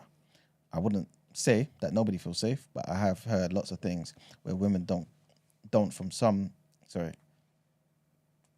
Yeah, pardon me. I wouldn't say that nobody feels safe, but I have heard lots of things where women don't from some of the engagement that I've done. I think all the time that there's a section of people that are saying they don't feel safe, then people have to listen and do something about it. The number of MPs who have lost their party's whip as a result of allegations of sexual harassment or assault has grown recently. We've spoken about quite a few of them on the show. And our last headline, Yemen's Houthi rebels say that they have seized what they call an Israeli cargo ship in the Red Sea and warned that all vessels linked to Israel will become a legitimate target for armed forces. The Houthi forces would continue their words. This is basically a statement on X that was done by Yahya Sari, who's a spokesperson for this same group, right?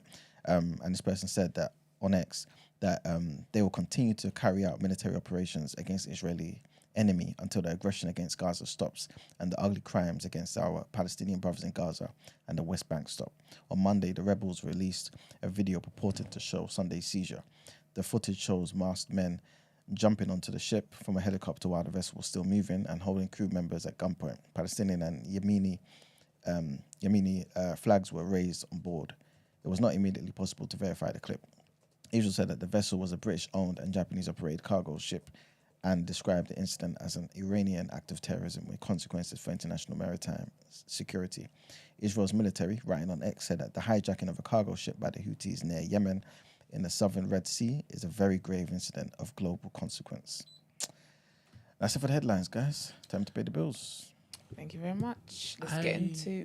Sorry, let's get into Sorry? the road. What are you going to say? I've actually got my results from 2018 when I first took it. Oh, I reckon you developed since but then. you have to do it I again. want though. to take it again to see if it is I'm the same. Okay. Because Yeah. back then, You're a killer. Can we hear who you was back then? role, I was a diplomat. Strategy, confident, individualism. Okay. 51% in individual traits, intuitive, 53, feeling, 61, judging, 68, assertive, 86. Yeah, those have changed. Oh, we'll see. Because I feel like you're still confident, but I feel like you're not as individualistic anymore to an extent, maybe still, but not so much anymore. And the judging matter, you find out a bunch of stuff you can't be judging people for anymore. So that's definitely changed. You're on 1% now by now. Well, I'm glad I have the pre. and see what happens post. Yeah, see what happens. Yeah, mine was only 2 weeks ago. I don't know if I'm doing all of this again. Actually, I might do it again just to. But to see if it is the first like vomit was proper. No, if I'm growing since then, I've got therapy this week. It really does depend on you being honest with your with the answers in it. the options that they put up. Yeah, because some of them I wanted to lie. Then I said, ma'am. Why is it that there is a need to or to lie? Why? No, because you know because sometimes it's a mirror. Sometimes when the mirror is held up you don't want to to see you, reflection. it's like yikes, man. But then I didn't.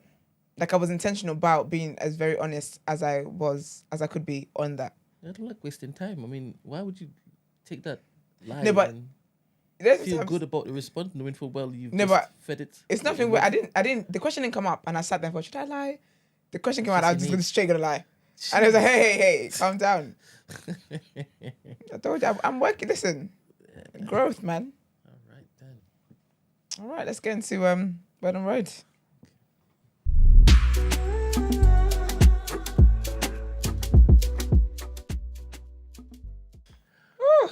All right, we've got quite a bit to get through. So Wayne Brady, I'm only reporting this because I find it funny. I find him funny, you know. I don't know why it's just a funny. I don't know why he just makes me laugh. I don't know what it is about him, but he just always. I just find him very interesting, a character. But anyways, he basically was involved in like some kind of car accident incident situation. He's fine, didn't have to go to hospital or anything like that. But what was funny to me was that there was a physical altercation after. So he and the driver were out here fighting it out afterwards. And I just found that funny because honestly, for real though, like, how are you going to inconvenience my day, hit my car and whatever, and all because you wanted to act a damn fool? So now here I am. So sometimes, you know, you got to let people know what time of day it is. But he's good though. And the driver was arrested for hit and run, battery and DUI. So, you know, I guess he kind of solved the crime. In terms of getting that man off the streets, clearly he was an issue. What else is next? Oh yeah, Snoop Dogg, man. I reported on that. I don't like when I come here and I report on something and it turns out, like the rest of the world, I got. I don't like that. You know, I don't like it. But anyways, Uncle Snoop, who tweeted the other day that he's giving up smoke. To be fair, you know what's so crazy? Because when I saw it, I didn't want to be bad vibes, but I thought some specifics would have been great. I thought, okay, let me not be that girl. Well, I should have been that girl. Because basically he tweeted the other day saying he's giving up smoke. He had Coyle Ray talking about her New Week resolution was going to be she's going to give it up. Meek Mill. Anyway, he has these. So Meek Mill talking about he's going to give up smoke. I was thinking, why does Snoop giving up smoke have to make you... That's such an icky thing. My man doing something because you've been influenced by another man when it's your health. Anyway, so he had a lot of celebrities talking about that, you know, we're considering whether they're going to keep smoking and stuff. Only for it to be an ad. It's an ad. Basically, it's like a little fireplace thing that burns fire, but doesn't come with any smoke, essentially.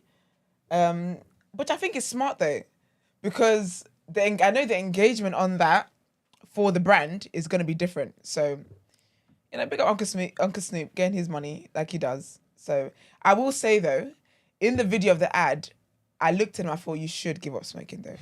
The bags under that man's eyes are something. Because he's got very nice hair. Like his edges are always laid. He needs to come up with the edge control line. That will slap. But he looks like he smokes as much as he does. And I thought you might want to just consider that for a hot second. But anyways, there was that. I thought I'd finish my story on that. And also Rihanna's husband, I'm joking, no, A$AP Rocky, because he goes on identity and all that. But A$AP Rocky, I reported a while ago that he's basically facing charges because he had another situation with another A$AP. Yeah, that's what it calls, isn't it? A$AP Ferg and all of them people. Yeah. So basically it was a whole situation where it was him and A$AP Relly, and then he had a gun, and it was basically assault with a firearm and whatnot. Cut a long story short, the case is gonna go to trial. I saw the CCTV footage they have of him yesterday. Caught him on 4K. Cut a long story short. It was in 4K. The gun, you can see him tucking the gun back into his little hip. When they put the gun there, like, is it locked? Because I'm always like, what if you blow your penis off? What if it just goes off? What is on your belt? That's scary. But I feel like that would scare me more than actually firing a shot. Putting on my hip. And accidentally go down because I'm trying to chase a pup. It's crazy, man. Anyways, yeah, so I can't, it's mad, I can't lie to you. If he goes to trial, if he is like convicted and stuff like that, he might get 9 years, 9 years behind bars. Is it? Yeah, man. Because he's got priors. Remember that time he got arrested in Sweden? He was doing concerts in the prison and whatnot. Have you seen that girl running over her brethren in the car? No. I need to find that. I don't know how that's not The on hell? the road. Is that a rapper or something? Is it a rapper girl or something? Is I it? saw something online, Twitter. They're arguing. The girl's thinking they're arguing, and they're trying to get her in the car, and She's This run is the bad river. word on the road. Sorry. As in a rapper shot her manager and then a car run her over. See, I saw that story, and now I'm starting to Oh. think the video that I watched is connected to the same thing. Okay. It is the same thing. Do you think it's the same thing? It sounds like it is. Who's the rapper? Potentially. One of the girls. I don't know if she's. I stopped keeping up. I can't keep up with anybody anymore. I need to find this for you once. That would be interesting. So someone shot her manager. No, she was tussling with the manager. Yeah, She didn't like disrespect. yeah. So she shot the manager. And then a car ran her over. And then she's now in court in Orange. And she's hobbling out the door after being... So the manager. Sorry, no. This girl's involved in something, but now I need to find a video for you. But that's the story with the rapper shot a girl or something. I'm covering the case. Oh, Kevani. No, Kevhani. Yeah, Kevani. Camilla Hicks. Oh, yeah, that's her artist name. 2nd-degree murder. Oh, is the girl dead? The manager died. Yeah. The manager, Yeah, the manager died. I thought the manager was a man, but I guess not. No, it's girls. It was two girls. Being... Damn. So the manager got shot and hit by the car. Let me find the car No. video. Listen, We're doing terrible word on the road. I'm not. I watched it. He said, I'm not. I'm not. Listen carefully. Okay, to be fair, though, it does have the story here, though. Go on. Okay, you say your story. I didn't read it. I just watched the video and read the caption. Oh, okay. So this says police reports state the rapper was found with blunt force injuries after a manager was found lying on the ground with multiple shots near Miami. Surveillance footage shows Kivani was attacked by the manager and a second unidentified male individual after exiting a Lexus. Blah blah. She was thrown to the ground by the men. During the scuffle, Kivani retrieved a weapon and fired in the manager's direction. And the video shows manager collapsing following the shots. Yep. And then Key was struck by the Lexus. So that's why she's hobbling in court. Yes. She's the one that was run over by a Yes. car. I don't know. Is that the By same the thing? Lexus, while second That's male the got into video the I car watched. seat and fled. Right. So she shot the manager. I don't know. If Manager's it's on the video. Let floor. me make sure. But then she gets run over by a car. Yes. So now she's facing 2nd-degree Yes. and she's orange. and she's hobbling. And she's hobbling out the door after being like Run over. sentenced. after being sentenced. Yes. Yikes. Yeah. That's the thing, about like, I'll be real, because I know we've had a lot of conversation about like American gun laws. Okay, What? this is definitely 2 different videos. Oh shit, that's her shooting. Oh shit. This ain't the video I've seen. The one where the other girl's getting fuck. No, you find out real time is killing me. That ain't the video I've seen. There's another one. There's another one of a girl No, how can you shoot like that? getting rammed by a big truck thing. It's a different thing, but that looks sick. I was mixing up 2 different stories. No, this is crazy. She's shooting like, Is that euphemisms? A girl getting rammed by a truck? okay. Because the type of stuff that it's up on your timeline. Wait, Yeah, it's mad, right? And then No, she she's follows definitely up- hobbling. She follows up and then she goes, pop. And then it looks like a run over her foot. Should I email But it it looks to like you? it's intentional. Should I email it to you Yes, so it you is can put it out? intentional. As in the run over, right? Yes, please. Because like Give you me tried it. to Let me get send- away, let me send them the bitch. link. Damn. Let me give them context. Sorry, guys. You're getting it in real time. Yeah, man. when you find out, you be gasping the way we were, man. Because that's crazy. That's mad. All right, but yeah, man. ASAP Rocky. Obviously, they've got kids. He's got 2 kids with Rihanna, all that kind of stuff. But I'll keep an eye on what happens with all of that stuff, and because he has got priors, that's the thing. I don't know. We'll find out, man. Then also, I'll just report this before we play the video and then do the last one.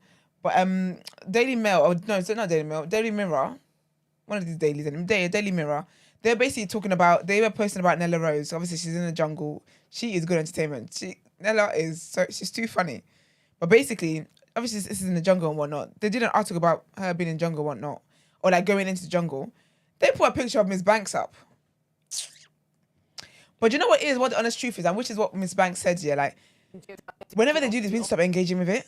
Because they know what they're doing. They're doing it for clicks. They know exactly what, they know black people don't read Daily Mirror. So the only way to get that engagement, is for them to do this foolishness. We need to stop engaging with that. But obviously Miss Banks was like, this is distasteful. I was at Nella's event in that picture anyway, but they need to do better. They might have done it on purpose. I told They you. did, I lost man. something. No, because PR companies do it. Like Nella or Miss Banks could have been complicit to that. I'm just letting you not know that. Behind the scenes. That's all. Nella's out here in, what's it called? Squid, not squid. Worm Grubs. pizzas. Grubs, literally grubs in the jungle. That's just me. No, but I always hold off when them things happen, because when I learned that, I was a bit shocked. I was like, That's interesting. I was never like knew that. I was outraged, and I was like, bro, you don't just waste. You think you could just waste my outrage and I'm being manipulated? That's I the don't like thing. the thought of being manipulated. Yeah, I'm so I always you. hold off on those kind of things. Yeah, this is the last time I'm reporting on this. This is the last time I'm doing mistaken identity reporting. This is silly now. Don't let mags like determine what it is that you're going to be doing for your You know, I'm a work. Nigerian woman. Yeah, but sometimes we're just being manipulated, Brent. No, but I've said this before though on the show. Reported on the news.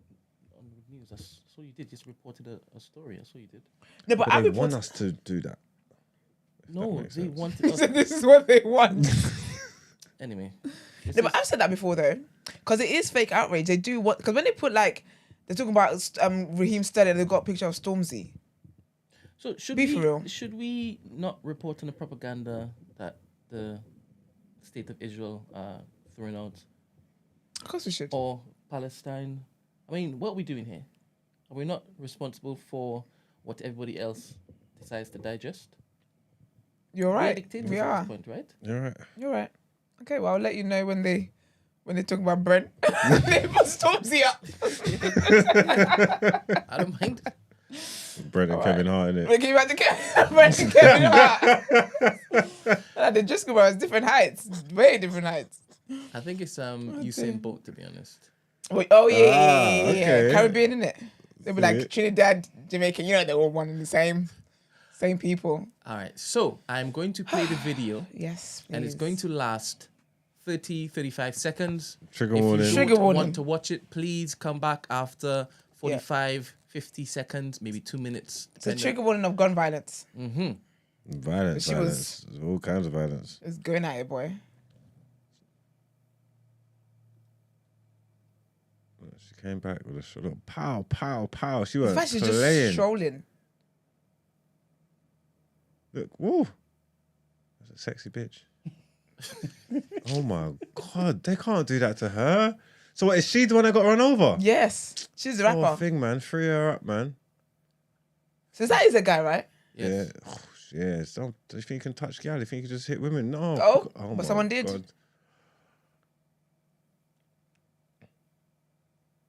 That was America is not a real place, man. Like I promise What's the you. hubble? First of all, Is that her? Yeah, she's got a little limp. Where's her haircut? Where's her purple hair gone? you think they By let you wear wings in NBC6 prison? shows the moment rapper Kavani Camilla Hicks fatally shoots her manager in Wynwood. The shooting happened back in October. The video shows the rapper and another man arguing next to a white car. Suddenly gets physical. Two men seen on top of Hicks pinning her. Ain't that down. self-defense, At one though? point, she gets up, Yeah, because they're walks jumping her, away, innit? But the thing reaches is, into a bag and had starts she not, shooting she multiple shot times. Her manager way too many did not times make it out alive. for it to The be other man self-defense. appears to drive off in the white car, And also, when he ran away, she should have left him. over. But she went close and close range and shot him again. Because the guy died. She's moving icky with it. That she might be my new favorite rapper. Because basically, okay. You're just, you definitely need that personality test. 'Cause I need to know what your problem is. Trouble in there.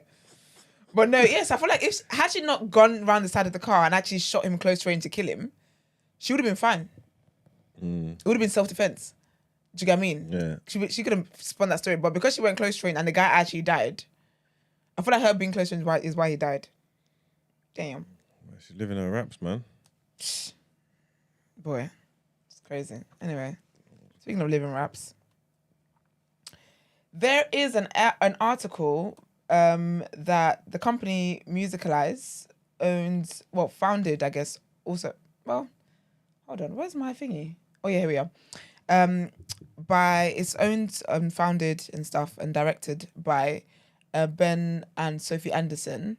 So they have a company called Musicalize. They've done different shows. They've done Free Shots. They're doing Pastor Maycat's one. They've done West End shows. They've done a lot of like concerts and shows and stuff like that anyway. But basically, they're currently in court over £8 million fraud. The investors took them to court. So essentially, what the story is about is that they said to the investors, they allegedly defrauded the investors of £8 million to promote concerts by Snoop Dogg, Dr. Dre, Eminem, and Beyonce. Big names, very big names. They promised, and essentially, they didn't deliver on it. They were meant to promote the concerts and whatever. But where it gets mad, yeah, because obviously this was around COVID times, innit? And that's what their defense is saying. Their defense is saying that this was around COVID times, so it couldn't happen. And essentially, they told the investors, who were actually named Lowry Trading Limited and SAS Financing Limited, they basically said to them that they were going to do the show in the future. No date on it, but in the future at some point. They kept asking them for more money, kind of thing. I think, what was it they were getting every week? Yeah, every month. So they said they needed £28,000 a month, essentially. But what's mad is that, so their defense is that it was during COVID times, and also trigger warning, sorry, for 5 seconds, trigger warning. But basically they lost their twins during COVID. So they're saying that that's their defense. So they're saying that COVID, the whole lockdown stuff happened, which is why they couldn't hold the concerts and whatnot. But then also they had a personal family tragedy. So it's like things just went downhill from there. And they did plan to pay the money back and whatnot. But obviously the issue is that they were producing fake, fake bank statements and stuff. Invoices to show the investors to get more money for them to. So basically they're making investors think that they were actually working on making this happen. And obviously it didn't. And then when they've gone now to do a deep dive into their personal financial situation, they're seeing that, they're high living, man. What does your life look like if your outgoings are 30 grand a month, Brent? Mine? Yeah. I don't know why is it you're assuming that mine is. It's hypothetical. I'm saying you spend 30 grand a month. I'm asking you, what does your life look like? Am I theorizing now? Yeah. No. I'm not asking you to ask what their life looks like. I'm saying, what would yours look like for you to spend that? We're spending £30,000 a month. What would your life look like? What would you have to be doing? What would you have to be doing? Traveling a lot. Eating good. Yeah, true. I can see that. Travel, food. I could have like a very depraved kink, and I could be giving money to people to do stuff. See, it's so much money. He's had to give some away. As in for their services. Okay, I'm with you. Okay. I'd help because of the depravity of the kink, obviously. Yeah. Is it 30 racks a month? Must be nice. Must be. I will tell you what they were using it for. Go on. They've got 2 nannies. They've got 6 kids. You need 2 nannies for that. 6 kids is a lot. That's a football team, and they've got and articles are so messy. Talking about a huge rented house. Well, obviously the house is huge if it's 30 grand a month. And then also they were on first class flights for holidays, to Dubai and such. In such places, my love. But yeah, man, they forged basically fabricated documents, bank statements, invoices, reports, showing ticket sales, were forged. So they had investors thinking that we are really doing this. But let me tell you what what's it called? Not offense.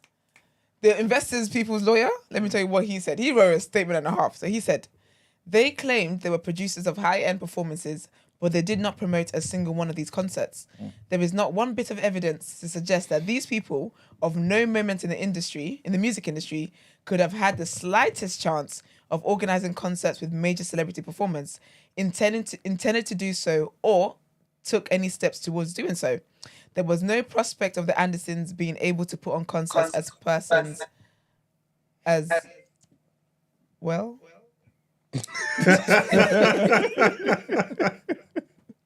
Alright, so Okay, thank you. There was no prospect of the Andersons being able to put on concerts as persons as well as Dr. Dre. You know what killed me though?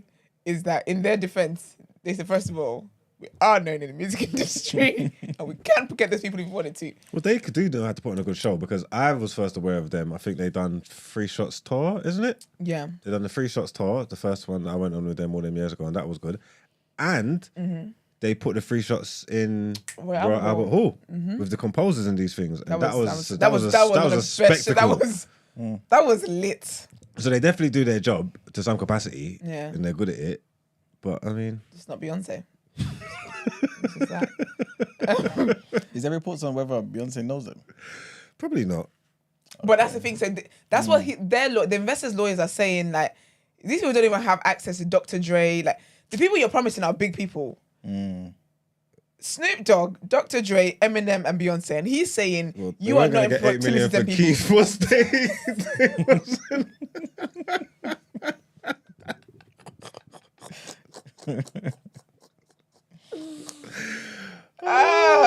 Yeah, this industry is too funny to me, man. So in the article, did it mention that this was before COVID?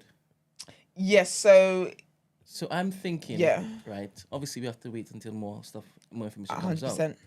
out. Because they're definitely known, right? And they definitely have access and they have relationships, right? 100%.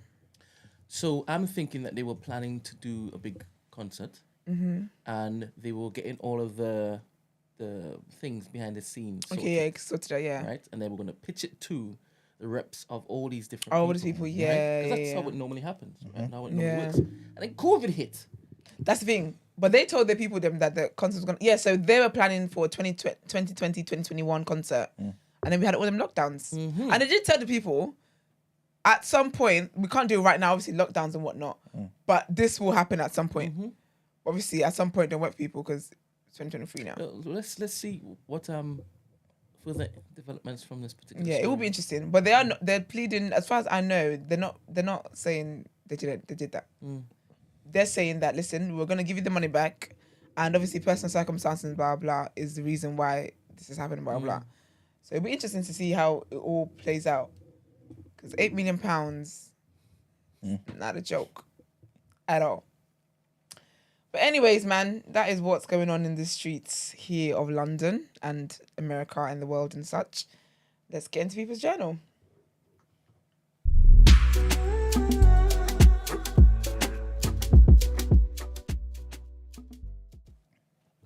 All right, people, welcome to the People's Journal, where I give you the news from an economist point of view. So the first thing I want to talk about is potential tax cuts, man. So Rishi Sunak, yesterday, See that. yesterday anyway, What is that? Oh, wow. What's that? I'll fix it, don't worry. So Rishi Sunak was basically talking about tax cuts and things of that nature. And he's basically promised, right, that he's going to be cutting the taxes. Sorry. I'm so sorry, yeah. This is back to... I'm so sorry. It's back to Word on Road, yeah. Because I forgot to mention, when you mentioned propaganda, I was going to mention that in thingy. Sorry, why am I only seeing Ben's pictures up there? In the article. Not one of Sophie. Because Sophie is white, right? So that's a propaganda. So they're only showing the black man. Yeah, they're definitely in it together. But they're both named in the article, I though. believe They've both been taken to court. led with social media influencer. They did. So Is he an influencer? Apparently, because he's got his dad thing, innit? Yeah, Dad brand. Dadfluencer. He's a dadfluencer. Is he? Yeah. Got 6 kids if you better make some money. Okay. But basically, yeah, like, she's mentioned an article, but usually article, even if a neighbour's mentioned, they'll share a picture of the neighbour. Yeah. And the publication is Daily Mail. They are messy as heck. There's like 10 pictures of this man on here in every capacity and not one But fraud of is the wife. mentioned in it. Sorry? Fraud is mentioned. Fraud is mentioned. What's that mean? So There has to be a black man. with Daily Mail, they will run with the black man. Yeah. Oh, okay. Yeah. Propaganda. Well, if he busts case, hopefully they don't show her. You know what I'm saying? You Because, know? You know what I mean? Give him the praise. You know she'll be the front one. See his shadow. Sorry, man. Anyway, yes. So Rishi Sunak, he's promised, man, that he's going to be cutting taxes now that the government's achieved their pledge to halve inflation by the end of the year. For everybody. Well, we don't know yet. We don't know that. It's probably just, Maybe it's probably 1%. just inheritance We don't tax. know. That's the No, thing. I think If it's we going do to tax, be. we don't I think it's really going to be need- something more substantial. We need to come at NI tax. I don't think it's going to be inheritance tax. That's not enough. I need all the taxes that shows up on my paycheck. And all of that cut. Hopefully, you never know, man. You never know. Hopefully. So tomorrow, we're gonna find out. We may talk about it on the Thursday, but yeah, man. Tomorrow's when the autumn, statement is gonna be out. So yeah, man. We'll know more details then, pretty much. But yeah, he's promised. So looking forward to that. Next thing I want to talk about is Abercrombie and Fitch. Right. I think we've kind of spoke about this I remember briefly. Yeah. Well, basically, the ex-CEO or the ex-boss of Abercrombie and Fitch, Mike Jeffries, trigger warning here, guys. He's basically in a situation. Oh, dear. He's been in a situation for quite some time, in fact. But now Abercrombie and Fitch have made the decision to actually stop providing him with additional retirement income. So currently, right, he's got a standard pension, right, which means he's going to be getting or has been getting a lifetime bonus payment of £1 million every year. So this is this is the type of money this man's got, right? That's the kind of person whose tax is going to be cut. Well, anyway, that's another discussion. But basically, in October, BBC basically outed him and the claims of exploitation, basically that were put out there by these young men, right, who were recruited for what they call sex events, whilst he was the boss at Abercrombie and Fitch. Long story short, a lawsuit was then put out which accused him, or actually Abercrombie and Fitch itself, right, of funding a sex trafficking operation. Damn. Yeah. So yes, because of all of that, the brand basically suspended the extra retirement payments that he gets. Yeah, so, yeah. Wherever there's a lot of money, there's just a bunch of darkness. Because for 1 million, I'm buying myself islands. Like, do you get what I mean? Like, I'm just having some nice, innocent fun. That's sick. Crazy. I've even made a mistake. Sorry. He's getting a standard pension, right? The bonus was the 1 Is the 1 million. million? Is the 1 million, yes. A year. Yeah. So that's what they've stopped. He's still getting his standard one now. But the bonus one he was getting That's mad. was $1 million a year. So that's what they've suspended because of this situation. So yeah, man, the BBC was investigating. You know, they like to get into certain things. And they spoke to 8 men who attended these so-called sex events, which took place in London, in New York, Marrakesh, and some other cities around the world. And all of them were alleging, man, that they were exploited or abused. Sad, man. Yeah. So it's crazy. They got hit with a civil lawsuit. And basically, talking about the years between 1992 and 2014, where Mike Jeffries and Mr. Smith kind of led Abercrombie and Fitch. The court papers also alleged that it's likely that more than 100 men were sexually abused by this guy. That's wild. 100 men, yeah, whilst he was the chief executive, and that young men were manipulated, and these are the words now, under the guise of providing them with the modeling opportunity of their dreams. You know, so funny. I was going to say that was what was going to do, because Yeah. that brand, they probably love like those surfer bodies. Yeah, yeah, yeah. They Type got a of, they certain- love, they got a certain aesthetic. Yeah, man. The court papers also claimed that the corporate money and resources, obviously of Abercrombie and Fitch, were used to facilitate a sex trafficking venture. Crazy, like it's just The way a sex lot of trafficking just nonsense. happens, it's scary, you know. It's so normal. Like it's happening a lot more than people Yeah, know. yeah. That's wild, man. 1 second. And the last thing I wanted to mention is Black Friday. So have you guys scam? Why you say that? No, because it's like 10% off, 20% off. That's student discount. That's silly. That's not a discount. Bring back the days of 60%, 70% off. Then we're talking. And furthermore as well, these people are raising their prices the 2 weeks before. Because legally, I think there's a certain time you have to raise your prices before. And then giving you a discount. So then what you're paying is original anyway. Yep. Well, it's funny you say that because basically, like the stats prove this. Yeah. You know the consumer group Which, right? Oh, yeah. They basically said that from their research, just 2% of discounted Black Friday offers were actually at their cheapest price on the day of the sales event last year. 2%. 2%. And everyone's doing one. Oh, so you said they jack the prices up and then do the and then they revert it. Yeah, so when you do the discount, it goes back to the original. That's horrible. And also saying that there are other times in the year where it's cheaper than that. What's that in just like shopping and like just clothes normal? and Yeah, you know when they have like random deals because sales slow in They're supposed March. to be for the Black Friday for travel on the 28th of November. So certain hotels and stuff. Okay. They do up to like 50% off, or maybe like some of them even more. So flights and hotels and thing. So don't book nothing before the 28th. That's interesting. You hear that, guys? I got that. Where did I get all the information from? TikTok. TikTok will tell you some things. So yeah, man, long story short, guys, they're pretty much saying, look, you guys need to compare prices, man. And I feel like there's certain apps or there's some type of program where you can kind of track the prices of these things. Yeah, there is. I don't know what it's called throughout the year. I'm not too sure either. And yeah, so basically just checking it. You know what I'm saying? If it equals the cheapest it's been at another time in the year, then no, there you go. But what they're saying is sometimes it even goes cheaper on the Cyber Monday as well. So not just that, the Black Friday in it. But again, this is all risks in it. You know what I'm saying? And if you actually want these things, remember, guys, if you wasn't going to buy it, then you've not saved money. You've just spent money. Thank you. That is very good financial advice. Because honestly, if you don't need it, you're only just spending money. You're not saving anything. Precisely. But yeah, that's pretty much it for the People's Journal. Okay. Well, we still have an interview, guys. We still have an interview, but we're gonna, switch up order of the show. So let's get into our last headlines.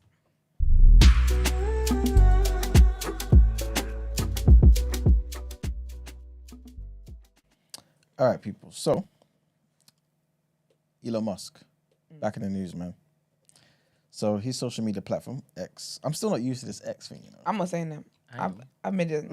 Yeah, I've been saying it. It feels weird to me, man. It feels like a porn site. Well, they've sued a left-leaning pressure group that accused the site of allowing anti-Semitic posts next to advertising. Right. So X's lawsuit alleges that Media Matters for America manipulated data in an attempt to destroy the platform formerly known as Twitter. Firms including Apple, Disney, IBM, and Comcast have paused adverts on X because of this, This is why they're suing. So after Mr. Musk threatened the lawsuit, Media Matters called him a bully. The advocacy group said last week that ads had appeared on X alongside posts supporting Nazism, such as Hitler quotes and Holocaust denial.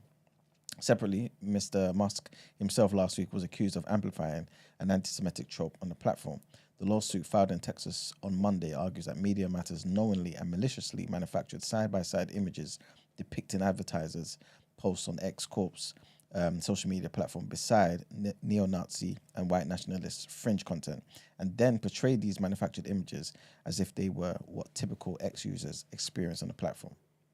Media Matters designed both these images and its resulting media strategy to drive advertisers from the platform and destroy X Corp. So this is what they're alleging, man. And I'm you know what the thing is? I'm glad they're doing this, man. Because a lot of the time people are getting accused of anti-Semitism and conflating criticism or genuine, at least what they feel is genuine criticism for Israel and the regime, especially the far right leaning of the current Israeli government. You know what I'm saying? And just calling it anti-Semitism. You can't you can't talk about it. To be fair, I would like to say the word Jews anti-Semitic. They've been doing. Let me relax. Some people have been. Not they. Some people have been doing this. Do you like Jimmy Fox? No, they ain't gonna do me like Jimmy Fox. Hell no, not me. Anyway, some people have been doing this for a long damn time, innit? You know what I'm saying? So it's good that you know what I mean. Like certain people are actually talking about this because at the end of the day, and to be fair, I say this also as well. Like when things affect black people, people don't care in it. It's only when it affects them then they realize we've been saying this thing eons before this. You know what I'm saying? But now he's on the fight for the right. There you go. There's a woman. Is it who's she interviewing? It's not Nigel Farage. What's the slim one off LBC called? Is it Nigel Farage? No. I don't know. Nigel Ferrari, Nick Ferrari. Oh, no, he's the fat one. He's the fat one, big innit? one, yeah. Yeah, no, it's the slim one. Anyway, the one of the diplomats, one of them Israeli diplomat women, he's interviewing her, and he's talking about his question, and he was like, what do you say about the people in the UN that are saying that you are not, you are breaking international law? She turned around and said, those people in the UN, they don't know about international law. Oh, dear. She said, they don't really know about international law. The UN. The jig of it. That is funny. This is what happens, man. This is what happens. Next headline. And an Abu Dhabi-backed investment fund is poised to take control of the Telegraph newspaper and Spectator magazine. I'm trying to think of how this is going to really shape their articles going forward, right? So Redbird IMI said that it had agreed to provide loans to repay debts owed by the publication's previous owners, the Barclay family, that would bring the titles out of receivership. So if the deal is approved by Redbird's chief executive, former CNN boss Jeff Zucker, basically will pretty much run the business. However, any deal is likely to face close regulatory scrutiny. It comes 5 months after the Telegraph and Spectator was taken over by Lloyds Bank as it sought to recover debts owed by Barclay brothers. Lloyds launched the sales process of the business to recover more than £1 billion that was outstanding. However, on Monday, the investment fund, which is a joint venture between the US firm Redbird Capital and IMI, which is the International Media Investments of Abu Dhabi, confirmed that it had reached a deal with the Barclays. This will see the debts owed to Lloyds repaid, and then also the news titles taken out of receivership. So yeah, we'll see what happens going forward, man. And the last headline, trigger warning there, guys, and 4 men have been found guilty of murdering a woman who was shot when a gunman opened fire in her home after a feud involving her boyfriend. So Ashley Dale was 28 and was killed by James Whittam basically killed by James Whittam, who fired a Scorpion submachine gun in her house in Liverpool. Scorps? Yeah, man. Oh, yeah, this is an old story, isn't it? Yeah. It's happened in August of 2022. So Whittam, 41, and Joseph Pears, 29, Niall Barry, 26, and Sean Zeiss, who's 28, was convicted at Liverpool Crown Court. Sad, man. The trial heard that Miss Dale's partner had been The trial heard that Miss Dale's partner had been the intended target of the shooting. Oh. Yeah, due to a feud with Barry, which had reignited at Glastonbury Festival. So Miss Dale, who's an environmental health officer, was killed when Whittam, who admitted manslaughter but denied murder, forced open the door of her home in the Old Swan area of the city. He fired 10 bullets in her dining room. 1 hit her in the abdomen as she stood by the back door, and 5 bullets into the wall of an upstairs bedroom. Sad, man. Terrible. And that's it for the headlines. Thank you very much. We ain't paid 1 bill today, you know. No, we paid our bill. Yeah. We paid bills. Yeah. Oh, my bad. Sorry, my apologies. All right, well, let's get into the reaction then. Let's do it.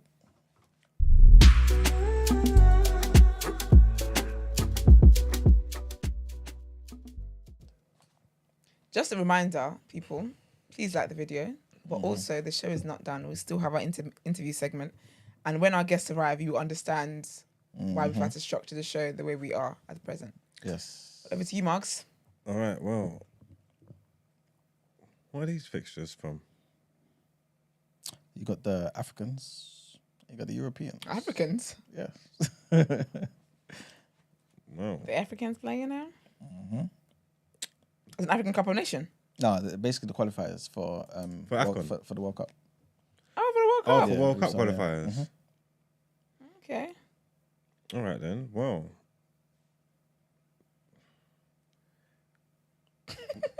You're looking at it like that. these are like 2 days old. Yes, yeah, and yesterday. So yesterday and the day before. Okay, well, so we've got a lot of qualifying games going on. Brent should have put this up on the screen by now. But, you know. International football is tough, isn't it? Huh? International football is tough. There's a lot of results going on.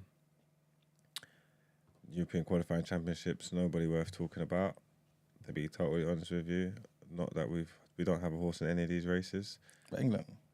Oh yeah, England and North Macedonia drew 1-1. I'm going to read a story about that in a minute. Northern Ireland beat Denmark 2-0 in the name of Britain, and I mean, Italy's a bit fancy, and the Ukraine drew 0-0. They're still playing with all the war going on. Yeah, Israel playing too. Is it? Yeah. Nice to see everybody's got their priorities in order, man. Trust me. That's wild, bro. Palestine ain't got a team. I wonder why. Shit. I wonder why. And then obviously that was a bit quick. That was fast. I was going to talk about the Africans. That was the Europeans I was going to talk about. And these are the African results for the World Cup qualifiers. Yeah, loads of notable teams there. So you just pick that. Get that who you want. Zimbabwe, Nigeria drew 1-1. I got Nigeria. I'm bigging them up for drawing. They could have lost. To be fair, they can't lose. They would have flogged them when they got back. They're waiting for them at the door. Yeah, actually, that is poor. I did see that. And I thought that was poor, but they've done better. Congo, DR, they lost 1-0 to Sudan. They lost. Djibouti lost. I like that name, Djibouti. I like Djibouti. I wonder if they got. I like Djibouti. But that's the thing. That I hope they got booty there. Djibouti. Do they? Of course, African queens. Of course, they got bully. Is it? Yes. All right, I'm gonna Google that. Just as you were. East Africans for the win, man. Hips, thighs, all of that stuff. They got it. They got it. Anyway, sorry. Let me get into some of these headlines. You can remove that, Brent, if you want. Thank you. So, as we were saying before, Gareth Southgate's side secure pot 1 spot in Euro 2024 draw, as they drew 1-1 with North Macedonia. England officially secured the highest possible group stage seeding at Euro 24, despite having to come from behind to draw 1-1 away from North Macedonia. Gareth Southgate's side, who beat Monday's opponent 7-0 in June, fell behind to a team with just 4 wins in 14, as Ines Bardi scored a rebounded penalty after a controversial call to penalise debutant Rico Lewis for an upper body foul in the box. Declan Rice hit the post in the first half, while Jack Grealish saw a goal early in the second half ruled out by VAR, but it was captain Harry Kane who had to come off the bench and force an immediate own goal by Gianni Atanasov for the equaliser from Phil Foden's corner. Second headline, this is about Benjamin Mendy. He's suing City over his unpaid wages. So Benjamin Mendy has launched a multi-million-pound claim against Man City over unpaid wages. The 29-year-old former City defender has filed a claim with the Employment Tribunal within the last few days, claiming unauthorised deductions from wages after he was charged with rape and sexual assault in 2021. In July, Mendy was found not guilty by a jury in a retrial at Chester Crown Court. Earlier this year, the footballer had been found not guilty of sexual offences against a number of women, but the jury were unable to reach verdicts on the 2 charges leading to the retrial. Mendy had been seeking the return of pay he is owed up until the end of his contract, which ended in June 2023. Nick DeMarco, KC, that used to be QC, innit? Mm-hmm. Yeah. And the Queen died. That's always throwing me off. Nick DeMarco, KC, has confirmed to Sky Sports News he is acting on behalf of the now Lorient player and that a claim has been filed. A statement said Nick DeMarco, KC, instructed by Lafer Bagos, is acting on the former Man City player Benjamin Mendy in a multi-million-pound claim for unauthorised deductions from wages. Yeah. Man City FC failed to pay Mr. Mendy any wages at all from September 2021, following Mr. Mendy being charged with a various offence, all of which he was subsequently acquitted of, until the end of his contract in June 2023. The claim will come before an employment tribunal. Manchester City did not comment when contacted by Sky Sports News. And in our last sports headline, sadly, Hannes Strydom, ex-South African rugby star, dies in a car crash. So South Africa's former rugby star, Hannes Strydom, has died in a car accident at the age of 58. He was part of the Springbok team that famously won the 1995 Rugby World Cup after the end of apartheid in 1994. Strydom gained 21 Springbok caps in his career between 93 and 97. Former teammates and close friend Kubos Wies told local media that details of the accident were still vague, but the vehicle Strydom was travelling in collided with a minibus taxi. The accident took place on Sunday near a coal mining town of Emalahini in Mpumalanga Ghana province. Hey, let y'all do that to me. South African Rugby Union president Mark Alexander hailed Strydom as one of the heroes of our local game in the Springboks tribute to him. His former club, the Lions, also paid tribute to him, describing him as a legend who had formed a formidable lock combination with Weez. And that is the end of our headlines. Oh, I was going to ask you, you know, the Boatsi and Aziz fight has been... Moved to February? Yeah, man. Was you going to ask me if I can get you tickets? Oh, yeah, that too. What else were you going to ask me? Did you believe the reasoning before? Because, you know, like, there's loads of people. I'm not sure if we kind of discussed it before. But remember, like, 2 weeks before, Eddie Hearn, in a random interview, was talking about, I heard the fight's off. You know what I'm saying? And it's like, no, what are you talking about? He's like, yeah, I heard it's off. Oh, maybe it's just a rumor, whatever, yeah. Obviously, 2 weeks later, a week of the fight, Dan Aziz has a back injury, pulls his back or whatever, can't fight. Everyone's now coming back to saying, wait a minute, Eddie Hearn must have known something. He wasn't just talking. No one just randomly just mentions a fight, you know what I'm saying, and says, oh, it's been put off. Now, people are talking about, yes, that's the reason potentially, but some people are saying it's not the reason at all, and saying because they didn't fill out the O2, this is the reason why they what do you call it, move the date. Now this new date is not in the O2. Oh, they moved the venue? Yes, they moved the venue as well. So it's at Wembley's OVO Arena. See, I didn't know all of that. And I was just a little bit naive to everything. I just took it as it is what it is. But with all the information that you've passed, some food for thought right there, to be totally honest with you. Maybe, interesting. I didn't know all that stuff about Hearn and that, about the few weeks before. And obviously, I'm not privy to what kind of sales they've done and all these kind of things. So I just took it for it is what it is, because I was pretty disappointed that the fight wasn't taking place. You get me? But yeah, you could be onto something. You could be onto something.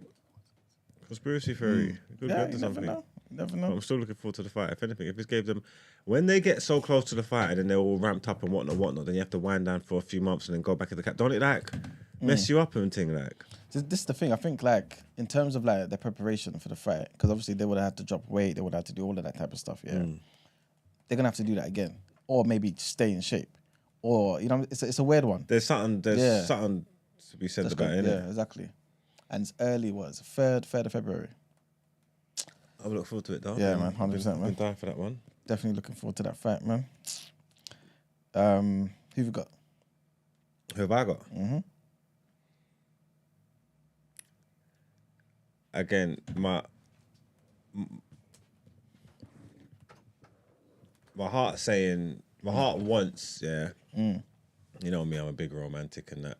Obviously, like just for the story, for the drama, I want Dan to win it. You get me? Yeah. He's come a long way. His journey's different, and if he managed to do that, boy, they might have to make a movie about him. You get me? If he manages to do that, but my head's saying Boatsi's should do it. Yeah, you know what I'm trying to say? Got the skill and everything. Yeah. No, it's gonna be tough. It's gonna be a good fight, man. Yeah, it's gonna be a good fight. Either way, it's gonna be a good fight. Boatsi's cold. He's dope at what he does. Dan's tough. 100%. And strong. But Boatsi's got a chin on him too. They both. It's just. It's true. Yeah, it's a good fight. It's a good level. But Dan was like meaty before, basically, and he's come past everybody. Yeah. You know what I'm trying to say? Like he's gone past everyone, bro. Like, so that determination and that grit and that, it's got to be admired. You get what I'm trying to say? So if he can go all the way and do it, that would be dope. So yeah, man, I look forward to it. I'll see. Oh shit, what's going on? We got Candid Camera in here. Hey y'all. Hey y'all. Can you see me? What are you doing? What are I'm you just doing? Williams, man.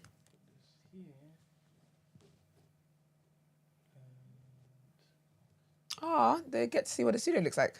Yes. Good to see us in the house. Peace out. Yeah, it's tough, man, because obviously he didn't have like a promoter What did you do for? like Eddie Hearn and all that to kind of like push him to the forefront. Obviously, Boatsi's like he's a proper boxer. He's the amateur pedigree. I'm saying Olympic medalist as well and all that type of stuff. But like you said, man, Dan's done it from scratch. Man must have dropped the Dutch pot. I hope there was no food in it. I hope there was You know no what I'm food in saying? that. That would be sad. But yeah, it's gonna be a sick fight, man. I can't wait. But yes, Brent, is everything good? Yeah. So we ready? Yeah. Beautiful. So yeah, I think we can wrap up the reaction there, man. All right, let's get into our interview part of the show. Stay with us, guys. Don't go anywhere. Don't go anywhere. You know what I'm saying? Excuse me. What accent was that?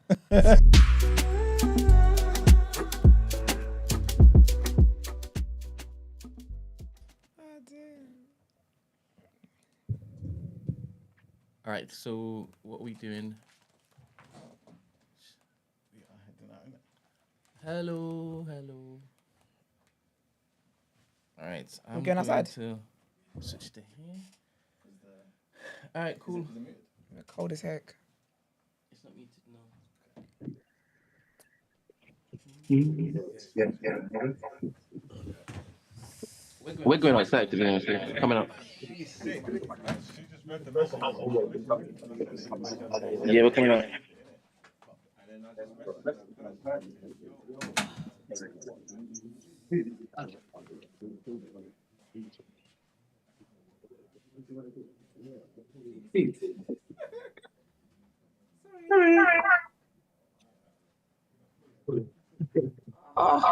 Morning.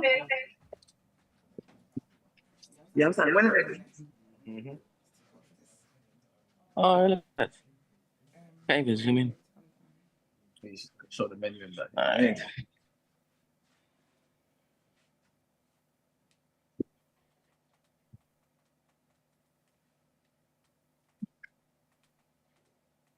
It says delicious Caribbean plant-based food. That's right.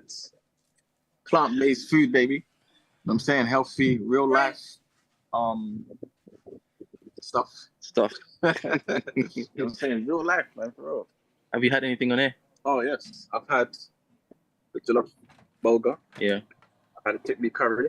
I've had a pumpkin curry. I've had That's fine. yes, man.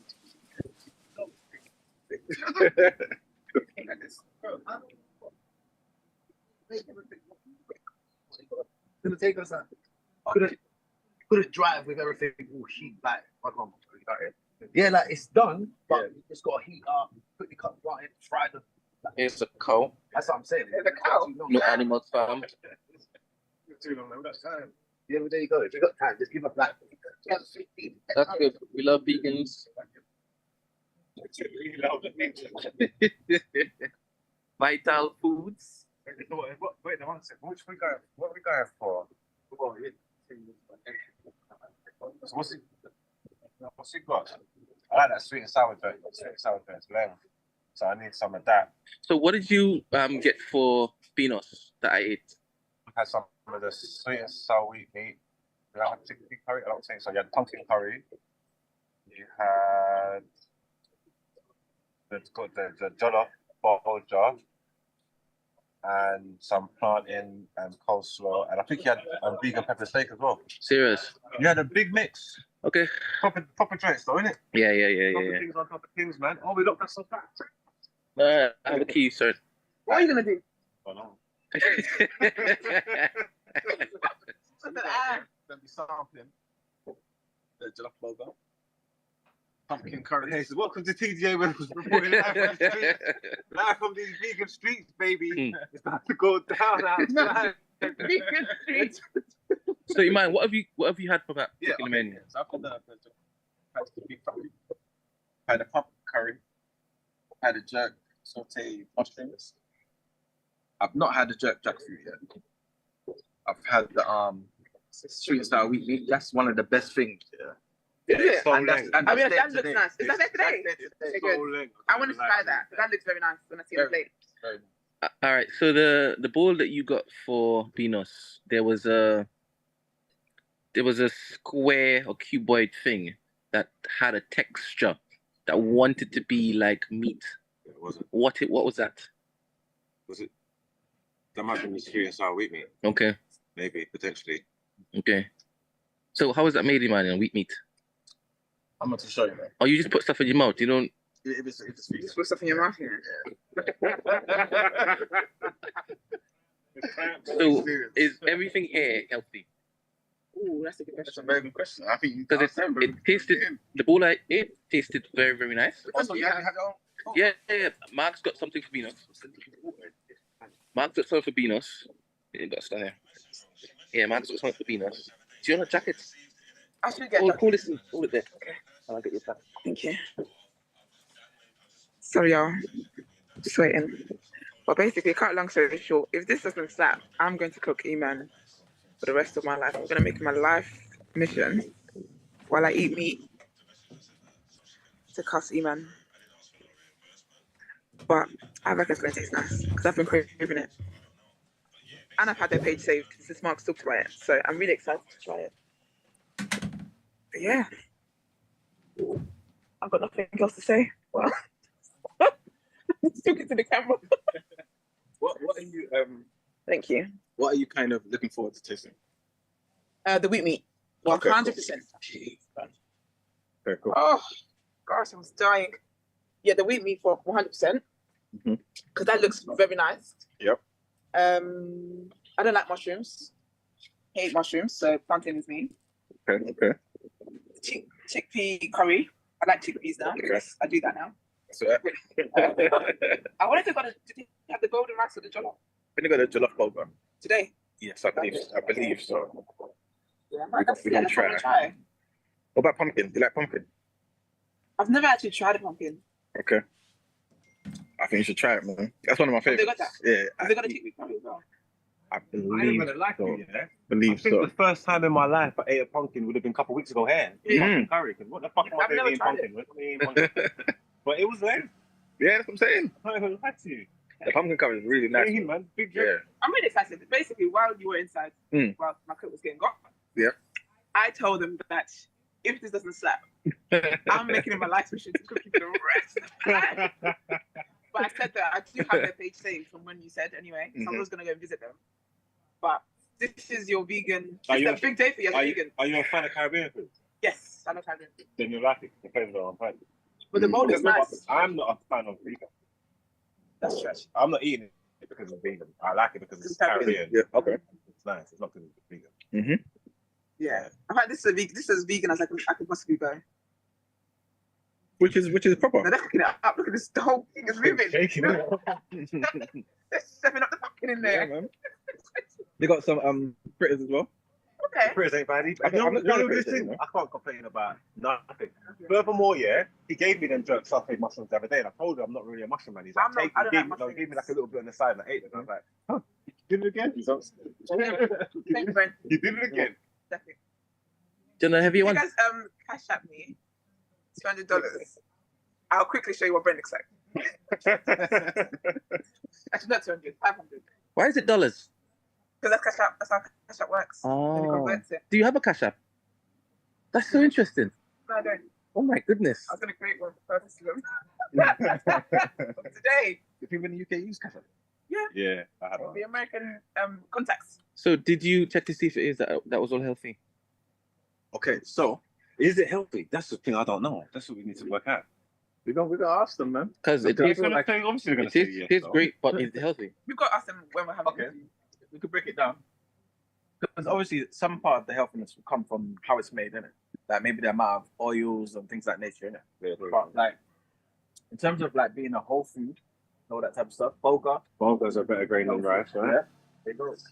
Chickpea, definitely healthy. Pumpkin, Yeah. you know what I'm saying? Mushrooms, of course. I just can't myself to try mushrooms. I feel like I'm eating feet. No, I'm not even Like, I I don't just like can't. mushrooms, but It's that like little toes in my mouth. gave me a little sample size and I ate it because by the time you give them my food, it didn't finish. I just ate it. Was it Raw soft? mushroom. Was it crispy? It's not crispy. Yeah, It's man. like That's me, man. it's like a sauce type thing, innit? Yeah, it's like Yeah. They know. I'll sit that one. No. I just don't like mushrooms. Are you gonna try it on camera? It's like sucking toes.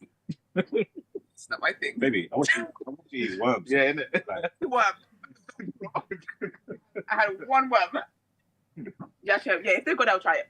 I'm down to try everything today. Can you eat all this every single day? I could, you know? No, but would it be healthy for you? Yeah, I believe so. I don't think believe it so. would be. Actually, no, yeah, it could be. Because it all made like the only thing that I think maybe I think the wheat meat is fried and then they put the sweet and sour. Yeah. But I don't see anything here that's not healthy. Vegetable It's all real food. That's fried. That's deep fried. Isn't it? Yes. Yeah. So again, that's just like oil content. You know what I'm saying? So sorry, what is the wheat meat? So that's the Satan thing that we were telling you about. And what is that? So that's like Oh no! it's it's basically wheat protein. Yeah. So in the wheat, whatever, there's some process where they kind of extract the protein from it. So all the gluten, all that is gone. Yeah. And you get more solid, condensed protein version of the wheat. Yeah. And it's powdered. Yeah. You can mold into anything you want. Yeah. So the processing, when I deep the processing, that's when it is that they're now putting in stuff that might be now, is this detrimental to the innards? Good question. But it's more so with this one, it's more so taken away. Just taking away the gluten and all that type of stuff and leaving a stripped down, less starchy version. That's basically what it is. So we saying, They're not adding in. Can we do like a TDA like road trip? I was gonna say because you know when you're talking, yes. yeah, you know the that road show on like what those useless channels you don't really watch on TV. Yeah. That's what it was given. It was like, oh, so like tell us about this. I think we should do a road trip. Yeah. So I have a new piece of equipment that I've purchased that'll be perfect for this. Okay. Very, very Where are we gonna go? I think we should go on a food tour. Oh, okay. That's what I think that will slap. First of all, we have to go to Gina's cousin's And place. that's the best on our list. So Yeah. you know, Take the surface stuff all night. We ain't. we ain't even got there yet. Obviously, if you give it a word, Margs, it will get done. We'll be there tomorrow. We'll be doing right. The restaurant. But I think you should be wicked. I think you should jump in her WhatsApp and pretend as though you want to start talking about you two, and then drop. I'm only here It's stupid. for this. Yeah. And see how she responds, and then let us know. Brandon's not okay. And you guys, it's not a studio situation. Even when he's outside, it's still crazy. Because I don't even know if it is that you'll talk like that outside of here. Yes. I don't know if that's true. Sure. When was the last time you spoke to her outside of the shenanigans Outside of in PDA? That's today. Would have been this week. Recent. I've been to communicate. On Instagram? Instagram, WhatsApp. What's up? That's interesting. Because you know she's like 140 messages unread. She pinned yours, yeah. Read mine. Jesus Christ. When you bang calls, honey, you better. About me. Yeah, I'm still. I don't think we have to wait outside for them. No, we don't. We don't. What? We don't. No, we can go back inside. But you'll have to show them like what. Maybe what I want to. Like. Let me see. I don't know if it is a bit cheeky to do it. No, but let's ask first. Sorry, wait. We wanted to show our listeners, our viewers, just this from here. It's like, hey, yeah, it's fine. Yeah, just yeah. Yeah, It's too late.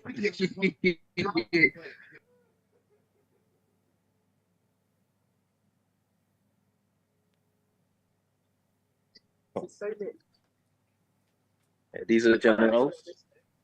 The generals. The building. Look at all this. About to fight Fantasy comes to M25 in traffic. See the commitment of Vital Foods. These two handsome men. All right, you'll be seeing them properly in the studio just now. But this is what they're doing.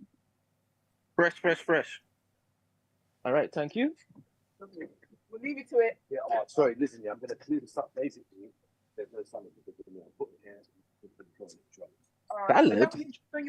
No, but the We salad heard you drop something. the salad, is part of the vitalness. Sure. It's an alkaline salad. Yeah, alkaline body, salad. you know? So You had one we drop. had beetroot. I know I had one job. That's what he said. But you know what? We'll make it up with some good cuisine. Extra fun. Yeah, that's it. Yeah. And it's the- Think about it. Exactly. Right. I love that. These things. But muscle cheese, Oh, okay. Yeah. No, we're fair. we're prepared. Yeah, We're yeah, gonna you have are a good prepared. time inside. We're gonna have a good time inside. Look forward to it. Get over with I'm there. hungry today. That's good. Specifically for this. That's good. I'm looking forward to it. Oh, look, and they've got food rating of 5. That's very important. Is that legit though? What? 100. Bro, All right. That's very always been a five-star, innit? We thank God. We maintain a high quality of standard. We love that. With our food and our presentation. All right. everything.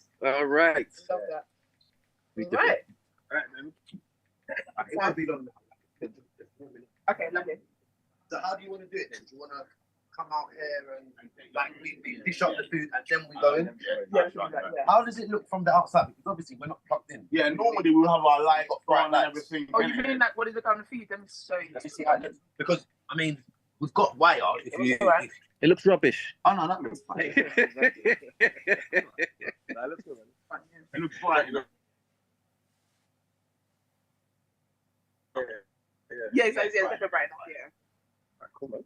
See, it's about first of all, Ed. Look at the meat on the van. They love them. They love them. I like the little setup. Thank you very much. I like this little. First of all, yeah. Trying to catch me. What? Tell me, Ed. I'm cold. That's why I'm just like I'm just like an auntie. I've got a lovely two-piece on that's giving body, but I'm cold. What cheek. Right. Yeah, I'm good. Not like GMTV when they start reporting from outside. Oh, yeah. Comes outside the studio. That's what it's like. When you're watching it, it's cold. Proper lit. Proper things on top of them. You get some bookings from there. From this job. Some businesses coming up. I think we've got a lot of vegans in the chat. No, we don't. No, we don't. No, we don't. They're live. I was going to say now, you don't have to be vegan to like this. But I'm not. you're a prime example of it, right? Yeah, that's facts too. There you go. Because after I see that podcast of you talking, Yeah, you thought I was gonna come back. I was like, okay, that's good. But when he's there and he was saying that, then we know. To be that honest, we're like, doing he something did right. really great marketing because he came and told us about the food. Yeah. I went on Insta and I had it saved. I was like, I'm going to go there. How is it? So he sold it out. Like that sounds okay. They know I'm a skeptic, so they know I'm not gonna say nothing. He's the voice you can trust. Good? Come on, man. I don't think you should call this food vegan though. Well, what do you call it? It's just Food. yeah, just food. Yeah, you're right. Because You know what? I eat curry pumpkin all the time. Yeah. But we're just trying to branch out to the vegans Mm. and people that are on the journey to becoming like plant-based eaters. I like the word plant-based rather than vegan. But Yeah, because I'll be honest with you, them people that are out here doing all the sorts, vegan stuff. they're not helping you guys as a community. So you might want to be plant-based. They're the ones that are doing all sorts on the motorway and doing all this and that. Yeah, plant-based sounds. Or like the milk and carrots, isn't it? It's just about knowledge. What are you doing here? Now we've got enough knowledge out there to know what our food is doing to us. You know? Like food is our medicine, and we'll get into that a little bit later. You know. Yeah. easy, you know, like. Dre's gonna get into that later. Dre's the walking proof. Like, proof of it. It's easy to just look at it like this, yeah. People tend to not eat a lot of different stuff, and it's because they don't like it, or you know, it's always a reason they don't like it. They don't like texture or something. But when you get to understand that, what the food does for you, you get to start loving the food that loves that. So you're saying this food's all healthy, yeah? Everything here is healthy. For me, I was 44 weight, and I was sick. And I'm telling you, right now, I'm here with you, total heal. 44 weight. It's the best I've been in my whole life. And this is what I've been consuming for the last, 9 years? Yeah. Thank you very much. That's congratulations, man. 44 Thank weight. you, bro. I thought you were talking about his age. You got a picture of him. Picture of myself. You need to see him. He was Big Dre. That was Big Dre. He looked like Big brother. Biggie. We used to call him Biggie. Like, he looked exactly like I don't even go Biggie. gym. He never went gym. No excess fat. Literally, just through the. Yeah, just doing what you do and maintaining. Because me, the result is what keeps me going. So I'm saying the result is what keeps me going. That's the fuel that keeps me going, and I could never stop. I could never go backwards. You see what I'm saying? All right, listen. I heard that, man. We're going to talk about it. Yeah, we're going to talk about it. We're gonna get into it. All right. All right, so go ahead, it's in installments. Y'all call us when y'all ready. All right. Oh. What are you doing in there? I'm trying to go back in. It's Moscow, man. Yeah. How do you call that?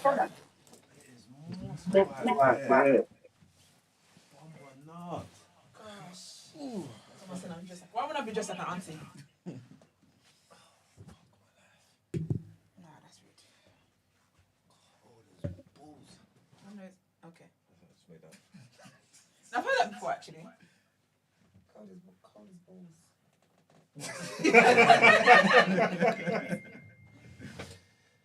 Ooh.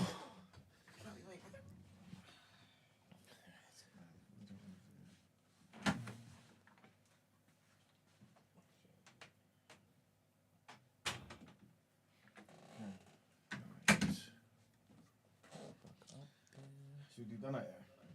Yeah. Because this one, yeah. I ain't put the mic up. Is my mic attached and all that, Ben? Yes, it is. Good. Today's done at air candidate. Oh, actually, no, Brent, you sent Mark something, innit? Yeah. Okay. Cool. Somebody from the community sent it to me. Okay, cool. What's the other candidate? The one I want to see the Black Panther one. Black Panther. No, Black Bank Manager. Yeah. I said Black Panther. His one is like it was a situation where what happened? I think he was randomly taking his missus like to the station or something. Yeah, police rolled up on him, arrested him, threw him in a car, handcuffs, talking about gun charges. Like, we have reason to believe you got guns in your house and all this type of nonsense. Yeah, he's like, what? You got the wrong man. You got the wrong black man. You know what I'm saying? They've gone to his house, ransacked the house, looking for guns. That's when, in fact, they told him. He was like, what are you talking about here? These times, he's a bank manager earning 72K a year. He's good, you know what I'm saying? After that, after they found no guns, they now talk about, it's drugs that we're looking for as well. Long story short, because of all of that nonsense, yeah, his job, I think he was working for Lloyds, I'm not too sure. The bank, either way, they've sacked him. No way. Yeah, they suspended him, long story short, yeah. And on top of that, they also went to his mum's house, I think. And they did something to his girlfriend as well. So it's 3 people that's pretty much suing. Because obviously he's been out of work since that time, which I think it might have been 3 years. I'm not too sure. It might have been 3 years out of work. No pay and all that type of stuff. And so, yeah, he's suing them and his mum and his girlfriend as well, or his wife. For damages, man. Saying loss of earnings, the impact on his mental health. Like, you know what I'm saying? Like his neighbors seeing him being embarrassed outside, handcuffed, talking about you got guns in your house. Huh? Medi? No, sorry. This is potential done at the police just rolled up on the guy, man. Like randomly just taking these missions to the station. Damn. They stopped him at the station, jumped on him, handcuffed him, brought him to the house, talking about we're looking for guns. Got in his house, ransacked the place, no guns, obviously. What country is it in?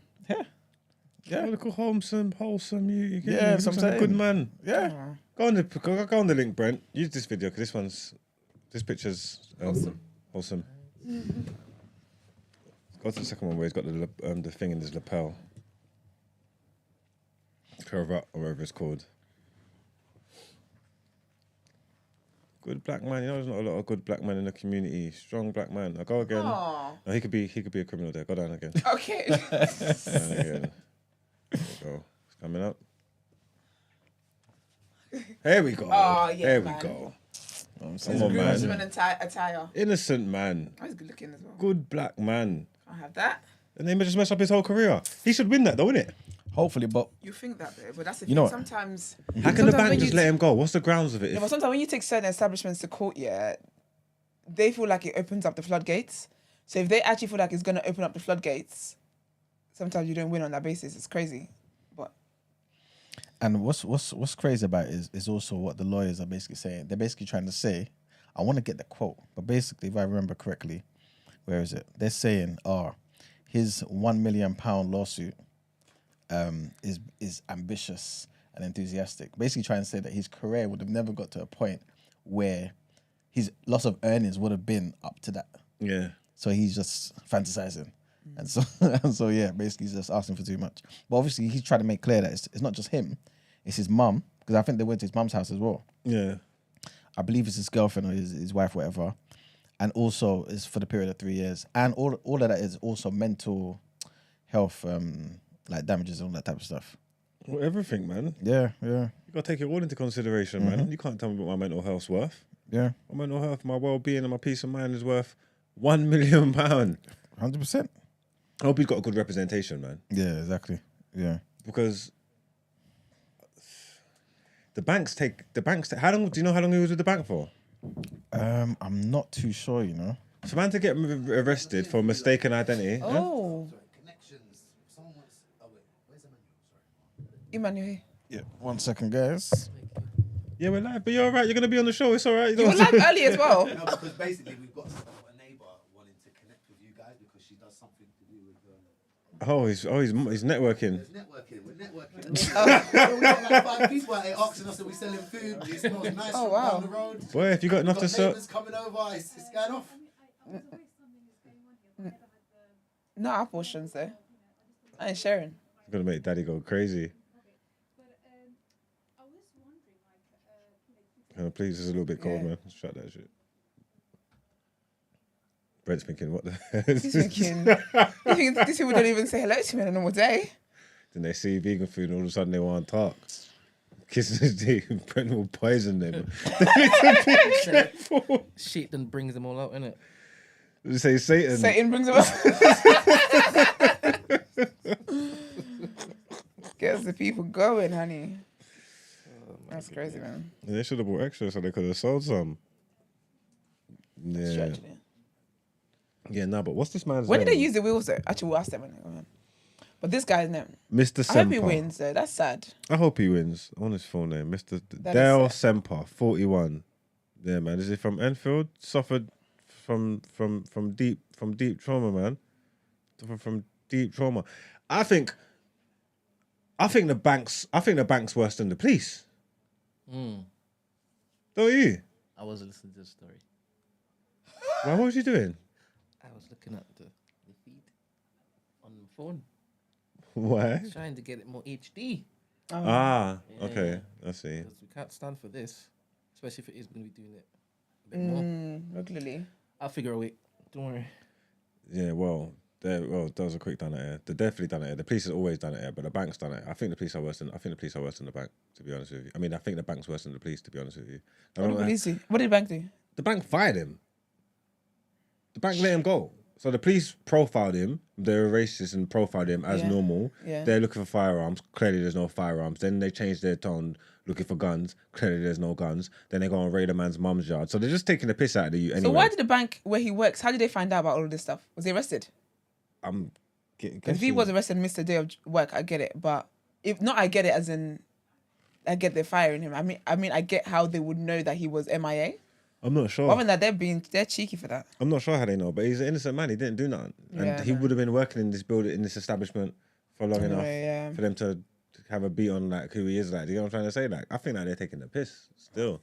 I hope he wins, man. As they do, man. Hope he gets his millions, man. Hope he gets everything he deserves. That's right. We'll talk, man. They are so. definitely done out here. What was we going to say quickly? You was talking, you wanted it more HD. Yeah. I really enjoy our remote segment. I really like that.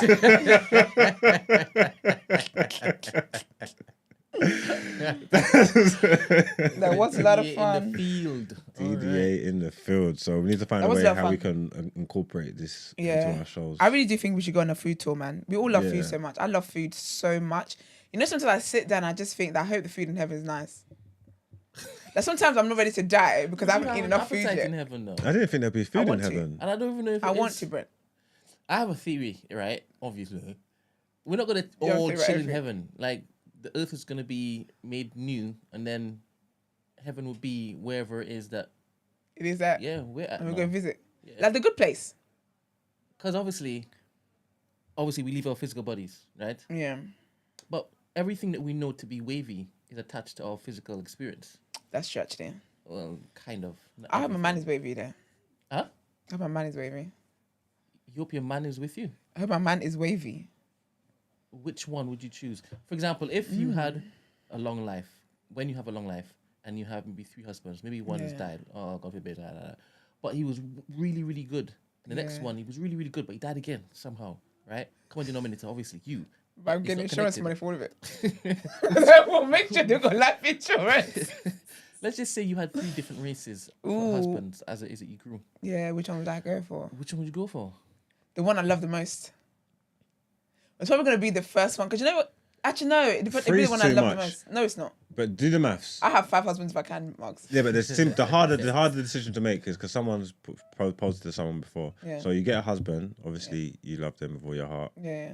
kids, all that kind of stuff. But then they pass away, and then you manage to move on. Yeah. And God graced you enough to find love again. Another one, thank you. Yep. So you got the first one, you got your second one. Yes. That's fine. When you die, which one do you want to be with in heaven? I would be with the first one because I feel like that would have been love of my life.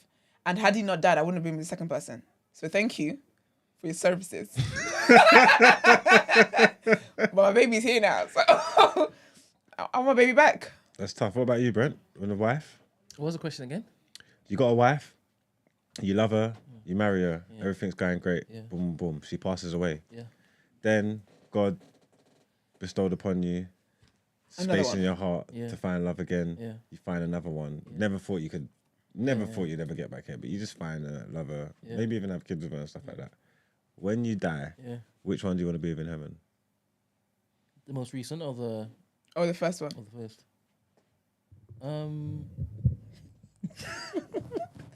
Sorry, which one do I love more?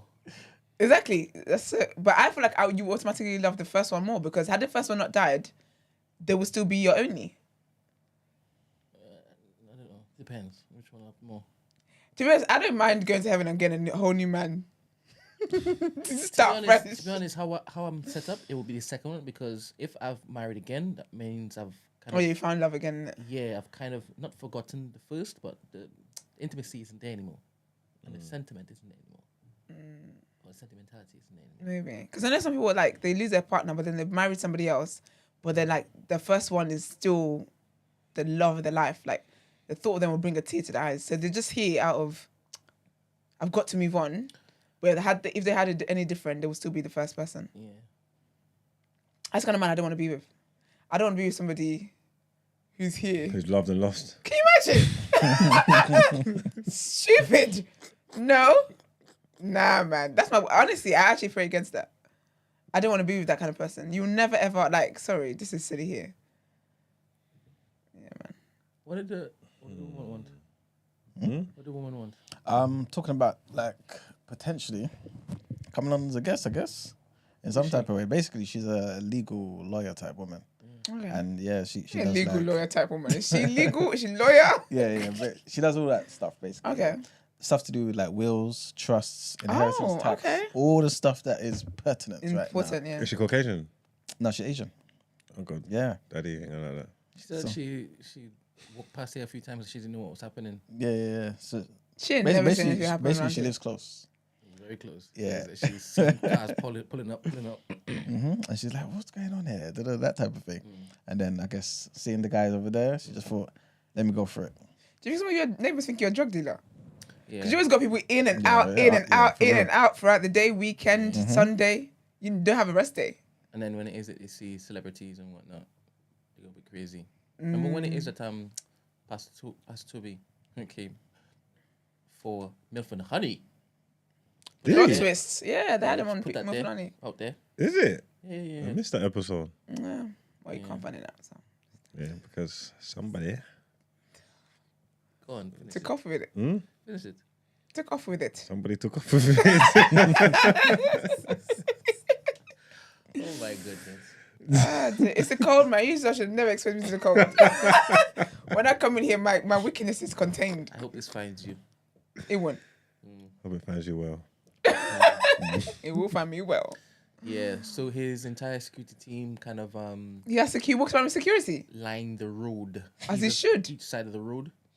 Stop it. They were like Eastern European, big guys. What do you mean lined up? How many of them were there? There were 6, I believe. So did they line up the side of the road for his car to drive in? And then the big bus came through, all black, tinted out. And then his people, 2 of them jumped out to come and inspect the studio. No, they did not. They walked through, they looked at the toilet. No, they did not. Oh, is there any access over there? I was like, don't worry about what's happening. You mind your fucking business. Don't worry And you about get back outside. that. Yeah, it seems secure. And he went back out and he said, yeah, it's secure. And then he stepped out. You see, the day I can't wait for him to come for his downfall. Then he was like, I've never said that about anybody in my life. Wow. But that one, who said that? This is so amazing. I've seen this place, but I didn't know it was like this. Is that how he talks? Like a pastor? I don't know. I'm Their obviously pastors talk to me when I slap their throat sometimes. I'm dramatizing, but then he sat down and he put on his face and then he cooked. And the girls giggled. To be honest, Maxie, she was sitting there stewing. I know. You could tell she wanted to basically get onto him. Yeah, but because she's thinking, yeah. I said she wasn't allowed to say that. No, but like, because it's a team, innit? Yeah. Kind of like, I'd want to get onto him if he came here, but I would. Yeah. I'm real with you. I'm not caring what you guys are thinking. So, we'll talk about it after. Listen, we'll talk about it after. Them dead people's documents. Exactly. That's crazy, man. Yeah. That's so interesting though, because remember the whole 90s baby thing? And they got for that. But Mufanani didn't.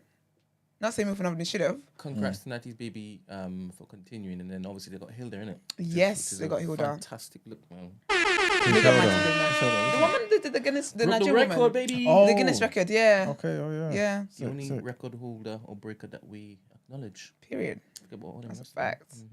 But do you get me? So it's interesting when people will have like selective outrage for certain people. Because even like the Free Shots guys were talking about it on their pod. And I just think, and that's why I don't really like the cancellation. Because I think if someone does something that you don't think is right or whatever, there's a way to approach it. But it's almost like bring a torch, just burn everything down type of vibe. And it's just, for me, I feel like it loses people. Loses me anyway. Twitter's also an interesting public square. It's so interesting.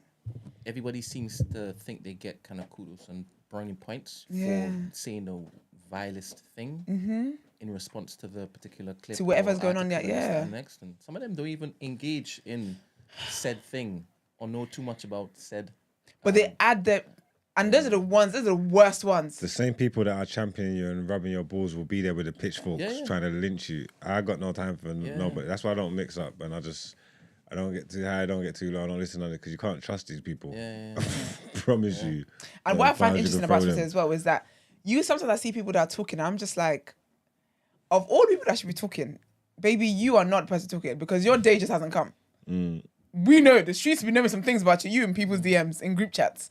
But because at the moment the focus is not on you, you're happy to you're happy to come at the people that is the focus is coming you on. But then when the focus is now on you, you're out here going private, deactivating. Funny place, man. Yeah, this entire podcast space needs to be kind of elevated, expanded, man. So there's more attention for people to focus on as opposed to just hyper-visible people all the time. Yeah. Because a lot of times you place people on pedestals, not that they've asked for it, and they then can't do anything wrong, knowing full well that when you put something out there, you're bound to basically offend one person, and that one person might be the catalyst for the next cooking. You understand? So it's always like a roulette, a Russian roulette. That's why I like our no behavior brand, because these can't really hold us to any standards. Yeah, because you don't care about anybody anyway. You know what I'm trying to say? Like, there's no expectations of us. You can't tell us, but how could you do this? Shut up. You know what I'm saying? Like, shut up, man. If you don't want to be here, fuck off. You know what I'm saying? And that's how we roll. It's like, you're here by choice. If you're part of the tribe, you're part of it. You can't. It's so funny how you just said that. Can you remember the first time you swore? Said F off? Man. Can you remember the first time you did it? Probably. In life? As a kid. No, I was a child, though. I know I was young. I used to get in trouble for swearing as a baby. As a baby? Like a kid, toddler, and I used to get in trouble for swearing. A toddler? So you were hearing it from your surroundings then? Yeah. Or your mum? Yeah. She used to have a foul mouth before she found God. She used to swear religiously. What's her testimony? Was it just regular? Well, my mum's? Yeah. Ain't not regular about her, no. She's been through a lot, man. We have some time now. Waiting to be fed. Brother, where is this planting? I'm meeting at 12. You know? You? Yeah. I don't know what you are going to do, but I'm on my life. I told you so. Yeah, he said. I told you so. And I'm going with or without the food. But I got to... Wait, let me tell you. Neighbours keep interrupting. Let me put it in my sat nav. Because when we came in, they said 5 minutes. 10 minutes. I could do up to 30, 45 minutes more. Yeah, I ain't never seen a woman in my life. Yeah, she ain't coming in here. No, but they're bare people like that along his church. Okay. Yeah. Maybe you should open up your arms to the community and just try and get it back, because obviously you lost a lot of people that moved away and stuff like that. Maybe you can rebuild the community in the street again, and So my father knows a lot of people, right? I don't know if he's ever bucked that one. Okay. And I know that she would have probably seen a whole set of cars enter, exit. But the fact is that she's now come obviously because she's now seen us outside with his van. Maybe she's a vegan. Maybe. It's ready. All right. We have to go out to get it. Okay. We go again, y'all. Make sure you're warm. Is it okay? 360 joint. Boop. This is my station, people. Oh yes, chill. this is Brent's Obviously, behind the scenes. free shots. Who are these handsome men? Come on, man. No behavior in the building. Right. Period. That's period. The receipts. Do you know what's so funny? I was gonna do something so cheeky.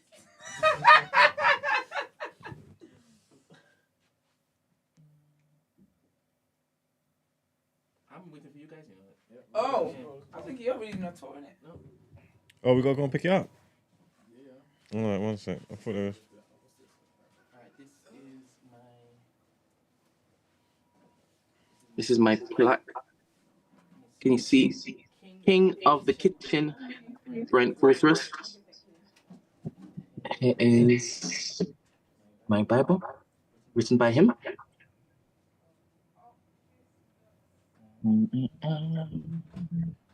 Let's see what I do. This is the Pom Pom Henry, ready? All right, let's go.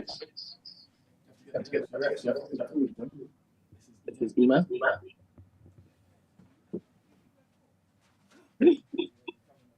This is tuna.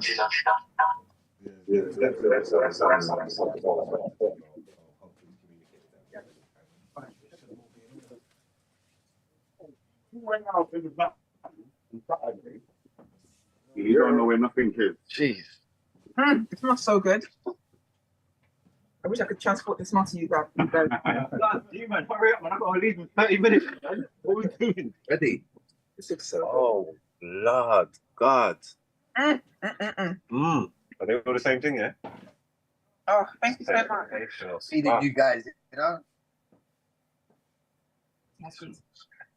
All right, but I'm going to have to talk when I'm eating as well, because What's in the pot? And then we can go inside. So, what we've got here is we've got pumpkin curry, we've got sweet and sour wheat meat with a little bit of crispy onions and a bit of scallion. We've got our vital vegetable fritters. We've got some jollof, that's really jollof-in. Love that. And we got some plantain, and we got our vegan pepper steak. Oh, it's good stuff. Because you're hungry. Let me try. Listen, I ain't ate this morning. Okay, because you're hungry. That means that you need to take the camera and let him try. Yeah, Let's for get real, him exactly. to I've already had a pot of this. All of it tastes nice. Oh. Yeah, all of it tastes nice. Like the food. But I have questions about the wheat meat. Okay, you don't shut your time from this school. Yeah. Thank you very much. Thank you. Yes, please. Thank you. Generals. Pumpkin is interesting. You said the pumpkin's interesting? Yeah. In what sense?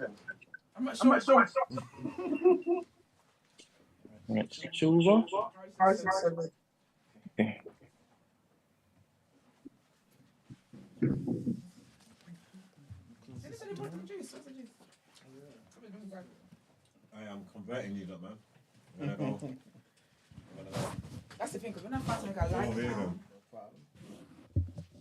I'm gonna move the mic away because obviously you don't want me chewing in your mountain thing. Now, Ben, can we get it heating on for a little bit, please? It's a little piece. Nothing too crazy. Yeah, pumpkin is interesting. Okay, yeah, so go through them and let's see. So you say the pumpkin's interesting. Yeah. That's not necessarily positive. No, it's nice because it's sweet. Okay. But I've never had pumpkin before. But I can taste the curriness in the One of you are pumpkin. sitting here and one of you are sitting over there, please. So I'm a bit like, do Me neither. I didn't know I'd like it. you know what I mean? Because pumpkin curry, right? Yeah. Yeah. So my first time trying pumpkin, so I'm like, this is sweet. But then the curriness of it I'm like, interesting. Is it bulgur? Bulgur jollof is nice. Let me try the wheat meat. Try the sweet and sour. This is what. Oh. What do you think? Okay. I like that. I like it. You sure? I do like it. Because that's why I wanted to try it. Because every time I see it on your plate, it's very nice. I think the flavours of the sweet and sour thing is Very nice. That is very nice. I love that. just One. proper. And this is a steak, right? Yeah, the pepper steak. All right, let's try that. Yeah, I like sweet and sour. Oh, that's nice. That good? Yeah, that's nice. So you say you can be converted? But eating this though, I'm not trying to eat Not that I have tofu a and that. crack. This is what I could live off this. That's a sweet and sour still, isn't it? Yeah. Okay, and then all of them try the vegetable. Not vegetable. What is this? I know, but you know what? If you'd had like the salad, it goes so good with the salad. The Really? pepper sauce. You know, maybe if you had a slaw in there. Because it's very well seasoned Yeah, Yeah. yeah. and it doesn't taste vegan-y. If I'm being real. I know. It That's doesn't. the aim. The aim is to try and... Remember, I'm a meat eater, innit? I've always been eating meat. I've grown up eating meat. So I've always kind of just wanted to just still have my food, but not miss all my meat. Yeah. So that's why I come up with the curry nutton, pepper steak. Oh, I like this. Like, it all just... We that's call it what curry stopped me curry from going nutton. back. Yeah. Did you say curry nutton? Yeah. Yeah, you had curry nutton yet? Oh, I really Okay. like What, this. have you had curry nutton yet? I don't think so. No. That is cold. I didn't know. Yeah, man said the It's curry there, nutton. it's there, you know. it's there. That is too cold. Yeah, man, because the names as well, innit? You have to kind of, you know, names have to be a bit jazzy as well, you know what I'm saying? Yeah, what we've realised in the industry is that the name is really important. Like, we have something on our menu called breaded mushrooms, and it's not that popular, but then we've got a sauteed jerk mushrooms, and people, There you go. when we were at name for that. events, they just literally And the jerk go for that, jackfruit. and they've never tasted it, but they just like the name. So name is really important in this industry, like to come up with names of your bowls or give it a catchy name, and it really does work. Let me ask you guys here. When did you first like open the restaurant? Because I feel like if you've been there for a while, I'm upset at myself for not knowing you guys existed, man. Because I shouldn't have been missing out on this for this long. Well, we haven't actually been there for that We haven't long. been in that long. Okay, To be fair, we've been there for like 3 months now, 3.5 Okay, months. makes sense. Fourth, yeah. Sorry. This is the Can we fourth get one. your names? Because Yes, we didn't. sorry. Yeah. That's. It's the food, man. The food is just making That's us good, man. better. I mean, because when you start asking the question, yeah, you take the lead because I'm busy. What are your names, please? Wait. Well, my name's Warren.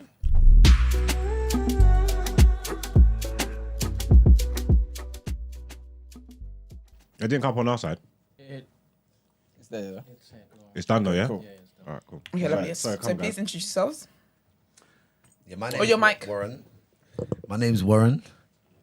Warren. And I'm Dre, yeah, the Lovely. chef, vital chef. Love that. Oh my gosh, you're the chef. So you were saying to us when we were outside earlier, I don't know if people heard that that you used to eat meat. Yeah, And you were how long have you been a vegan? 9 years now. Plant-based for? Plant-based 9 years. 9 years. 9 years. And how long have you guys been doing Vital Foods for? We've been doing Vital Foods for about 3.5 years. Oh, sick. Yeah, but we've been doing it in a van. Okay. Because we was doing it like at Tubbard Street. We do like catering events. We do a few festivals and stuff. So it wasn't an everyday thing. Okay, it Like was now just we're as in the and when shop, needed, it's yeah. an everyday thing. You know what Yeah, I'm saying? that's sick, yeah. So we're just being a bit more dedicating to it, or yeah. So the And van's it's- been... You used to be Waste 44 though. Oh yeah. Yes, we need to get into that, you know. Big, Yeah, big, big. we used to call him Biggie. He used to look exactly like Biggie, and now he's transitioned from that Slimmers. to that. What, And and he you hasn't put- even gone to the gym. You put it all down to diet. All Diet. down to what I eat, bro. Literally.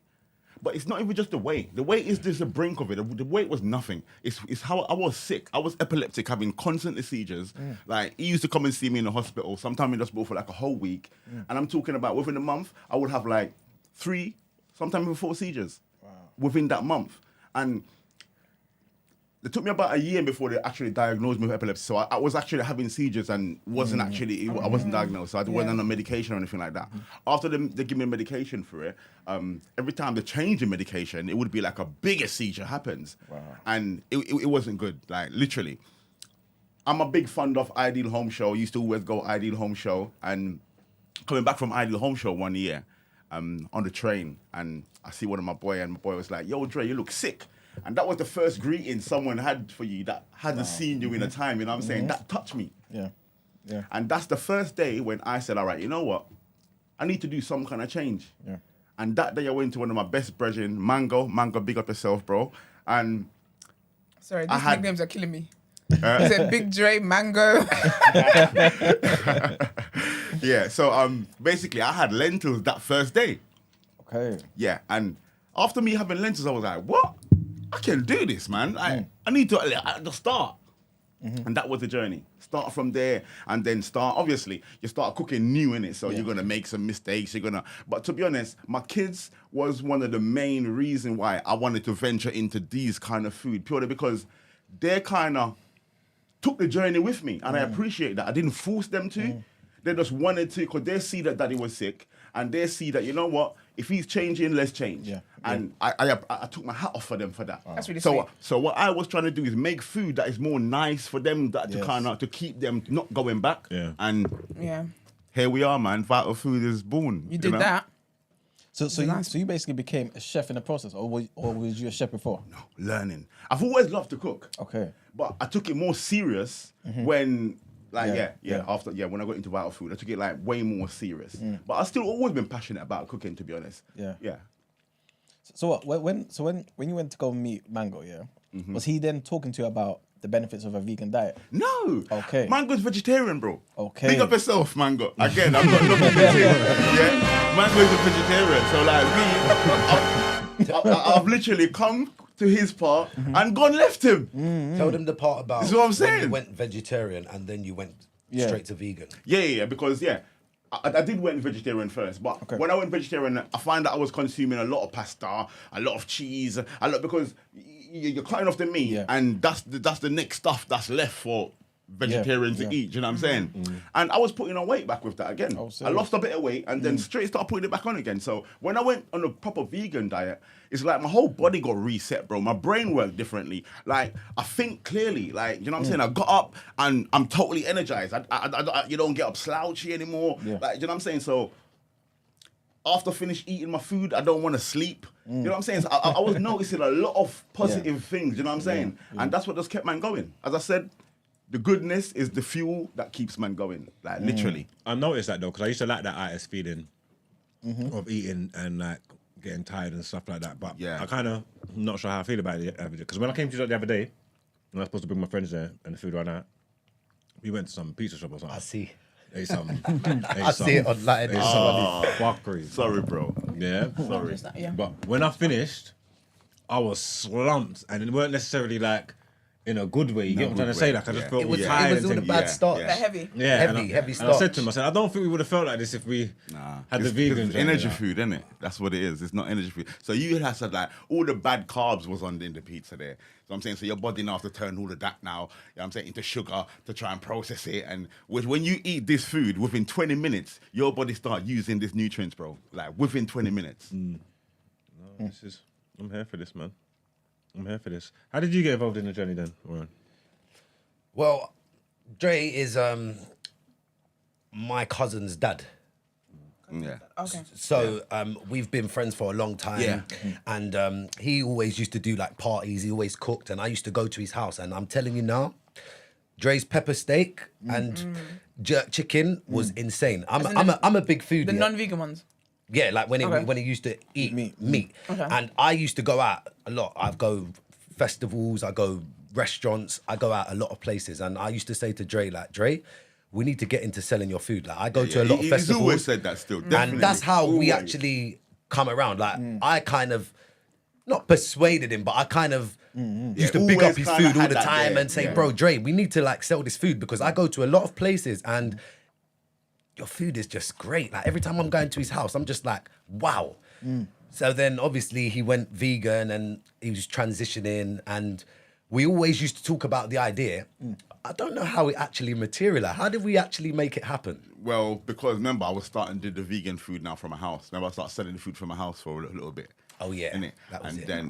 And then actually we started to take it a bit more serious. And then when I got the van, And then we had the van, got the van all done up and that. So it's been a journey. It's a good, 4 or 5 years journey from getting that van and all of that till now where we are today. It's been a journey. But it's been an amazing journey. Because I'm saying, just before we finished trading at Tabard Street, we had like a big festival we was going to go to. What was that festival called again? That Ganja festival? The one that we brought down the motorway. Ganja Festival. Paradise Garden. Yeah.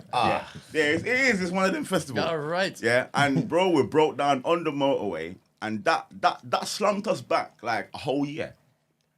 Like it put Vital Food back a whole year, and we were just so eager to get back out there. Like, as soon as the opportunity for the shop come up, we just jumped on it, and yeah, but we're still out there in the van. We still love the van. I'm not gonna lie to you. Us being in the shop now, we kind of miss the van still. Definitely, yeah. Definitely a lot of hours. You have to put a lot of hours in the shop. You know, like we used to have lunchtime rush, and it was literally for like 2 hours. But what we didn't realize is that it was actually going really, really well for those 2 hours. Yeah, we had a lot of queues, and it was quick. We had our time. We was like 3 o'clock. We was home.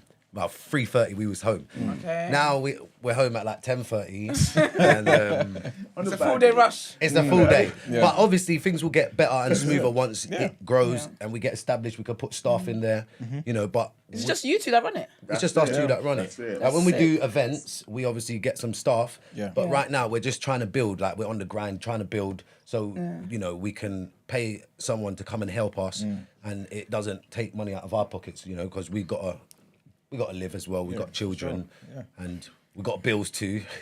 So how long is the shop itself? Have you had the shop?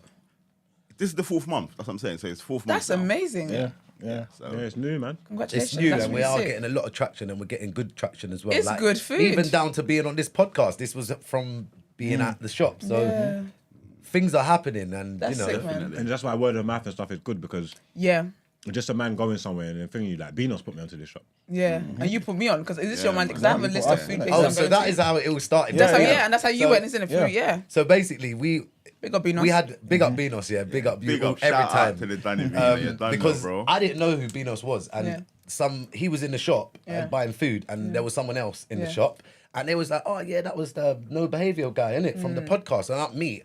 So that's where I come into it. I'm like a networker. Like, I'm good at talking. We know. She was networking outside the plantain. We just had like 4 or 5 people outside the van asking us, do we want to sell some food? So, so me and Dre are a good balance, because Dre's like the chef, and I'm more like, You're the business. person. People person, the business type of guy, and, you know, like, we just work really well together. We are really good together. Like, I like to do the social media stuff and network and try to get us into certain places. And Jay just does the magic in the kitchen. But don't get me wrong, I am his assistant too. Like I'm responsible for, like, you know, the salad though. all right. I did. Hands up. I had say that up there, because he's already said what he's done, and he's thrown it away outside. But you know what it is, so he shouldn't have said nothing. No. But you know, this is how you know we like you guys. This is TDA. Like, we keep it very real. We love you, but we also roast you in the same breath. Carry on. Sorry, Sam. Assistant chef, you were saying? That's it. Yeah, so I still do like the certain things, like the salad. I cut up the salad. I cut up the pumpkin. Sick. I also wash dishes too. That's That's part of being a businessman. When you you're need in the this dishes game. washed, yes. We have got a dishwasher too now, so sick. that helps. But I do contribute my part too. So that's really cool. I think like that's a good. I think that's a good duo, because you can't have one person doing everything. Do you know what I mean? It's a good balance. I think it's a really good balance. And once we build our team as well, it will be so much easier as well. Easier, 100% for us, and our business will be able to even grow even more. You know, so you say you just converted to veganism because obviously he switched up his cooking style and it was so good, and he just said like, it was around him, and he didn't actually.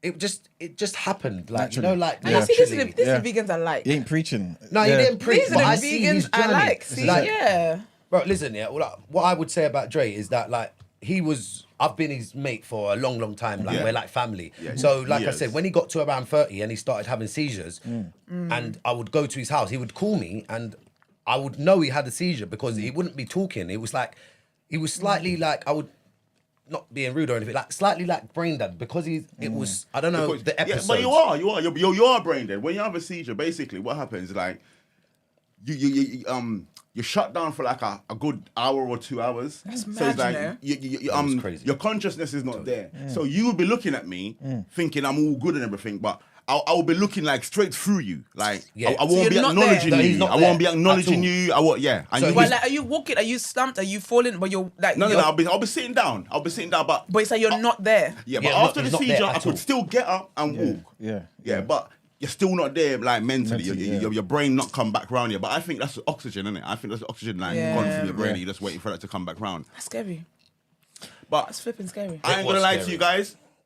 That's one of the best things that happened to me in my life. I'm glad that happened because sometimes we don't realize that out of the worst things that happen, good things come out of it. That's what I'm saying. So I'm glad that happened to me because I've enlightened so much people, like family as well. I'm talking like even some of my aunts that's older than me. Do you know what I'm saying? Like they would ask me like advice in what to do, and like that there is powerful. You see what I'm saying? So it was supposed to happen, man. It was just supposed to happen. I was meant to be sick. You see what I'm saying? Because I wasn't gonna stay sick. Yeah, for real. So it was just that journey. You know what I'm saying? So definitely. Did the diet like really help your health? Everything. It helped everything. Wow. Total. Like I would literally, I would put it down to my food.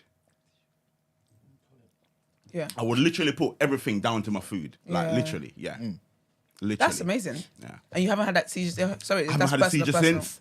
Okay. No, haven't had no seizure since. Haven't taken medication since I went. When I'm telling you, I feel like, well, Warren will say sometimes, it's like, oh, what did you normally say? Bro, listen, this guy, I don't know what happened to him, but after his seizures, and like his brain just like was able to retain so much information that I was like, Dre, I don't remember you being this clever, you know, because I've known him for a long time. Me and Dre, me and him are like, that's like my right hand, you know, and it's the knowledge that he's got and how his brain retains things. It's like, I think something happened. The season trip something. Something happened. I don't know if it was the food or what, but something happened. No, I think it was always there, but it wasn't shining through. But with the seizures as well, they wouldn't. Yeah, that's what I'm saying. Yeah. But even prior to the seizures, before that, because it was only, when did you start having them? At about 30? Yeah. Yeah, so about 30. And what you know? 33. That's so crazy. Yeah. Did doctors ever tell you the reasons for the seizure? Wow, doctors. Oh. Sure to go there. All right, listen now. I'm not saying these guys don't know what they're doing, but they do help in a lot of things. They do help. But when it come on to like healing your body, I think no one can heal you better than you. Because you're the one that's feeling everything. So all I think everyone should do, I think in school should teach nutrition. Yeah, 100%. That should be like on every curriculum. I swear down to you. Nutrition is so important, bro, because I studied nutrition. I done a 6-month course, didn't even finish it online. And I'm going to be real with you. I learned so much in that probably about a month and a half, 2 months. And I apply all of that to my body. And I know it's amazing result. So imagine if I'd finished that course. You see what I'm saying? So I think these are the things where people doesn't really know what to do. We're all like, we trust the FDA to allow these companies to write things on these products and stuff. And really and truly, it's just all lies, my brother. It's literally all lies. Like, give you an example. When I started eating healthy, that's when I've realized that I have to read everything I buy. I can't just go and buy something anymore. And when you read what's in there, I'll pick up organic stuff because I start buying organic now, And this is when I learned that the government actually allowed these companies to use 15% chemical and still list the product as organic. Now, you as a person, you have to look out for 100% organic. Now, the normal people is not going to look out for 100% organic. Everyone's just going to go to the store, they see organic, they're going to pick that up. Until you read and go through all of that, you actually don't know. So we can't blame the people, we can't blame ourselves. It's the actual system, it's how the system is rigged for us, blood. I'm telling you, it's not good. And since I've kind of been living this way, it's the best I've been. healthiest I've been, the more advice I can give people. I'm more open to learning. Like it's just a different me, and I know what he means when he says that. You see what I'm saying? But down to food. Just to clarify, no one can heal you better than yourself. You meant that only you can feel what's happening inside of you? Yes, that's what I meant. Exactly. All right, okay, go. Yeah, that's what I meant. Because I don't want to clip that up and then have people saying that you're saying that doctors are not needed for stuff. No. If I break my foot, if I know the doctor is needed, but when I'm talking about, all right, remember, it's epilepsy, yeah? I had to go see brain people, so I just go see the neurology people, yeah? So then, after me taking the medication, I had problem with my knee. Yeah. My girlfriend used to have to help me get up, help me to sit down. I couldn't do that independently. Now, this is down to the medication. Yeah. Now, me going to see a knee surgeon now, you're not going to believe the seed that this guy tried to plant in my head, bro. He tried to convince me, and I'm being real with you, that, because he asked me what sports I used to play when I was as a child. I said I used to play a bit of basketball, used to play a bit of cricket. Then the man goes, that's probably what... Nothing happened to bro, my leg was fine the whole time. Now, I'm going to show you another thing now. They wanted to do keyhole surgery on me, yeah? We didn't do it, innit? I didn't do it. Now, watch this now. My knee is fine, bro. There's remember, he says my knee's mashed up from sports I used to do. Bro, it was the medication messing up my knee. But they didn't want to say that. So you see what I'm saying? So this is how they do like misleading information, but I actually don't even want to say that. Maybe I'm saying it wrong. Maybe they're only telling you what they know. Yeah. And that's what it is. That's what it is. It's dated. Because I've been in front of a doctor. It's what they've been taught, innit? Yeah, I've been in front of a doctor who was Googling. Yeah. The same way I did. Yeah, 100%. I said, all right, girl. Facts. Yeah, so you just didn't know. Okay, I'm now all right. So this is all we're doing here today. So we're in this together. We're just as clueless as each other. So it is that they do give you what it is that they do know. That they do, yeah. It's true. Yeah. All right, so this sweet and sour thing, they said it's Satan. It's what? Satan? Yeah. Oh, yeah. All right, what is that? That's wheat gluten. All right, so is it processed something? No, it's not processed. Yeah. It's not. It's pure wheat flour. Yeah. Yeah, and then I make it myself from there. Talk to me. What are you talking about? Yeah. I make it, boil it, I do everything, then season it. So you have to literally. With Sorry, vegan now. Sorry, speaking of microwave. Oh, sorry. With vegan now, it is a bit more work. You have to literally make your meat. Yeah. If you don't want to go buy that processed stuff, all the tofu and all that stuff, then you literally have to get hands on and make it. Like sometimes if I'm doing like steak with it, I would still do it with like jackfruit inside. So I'm creating more texture. Yeah. So like even when you're biting it, you're getting the jackfruit like that rip. You know what I'm saying? Yeah. So it is a bit more work, but it's satisfying. Yes. Do you know what I'm saying? And another good thing as well, when if you're doing so much work to actually get that, you're not gonna eat that every day. It's more of a treat.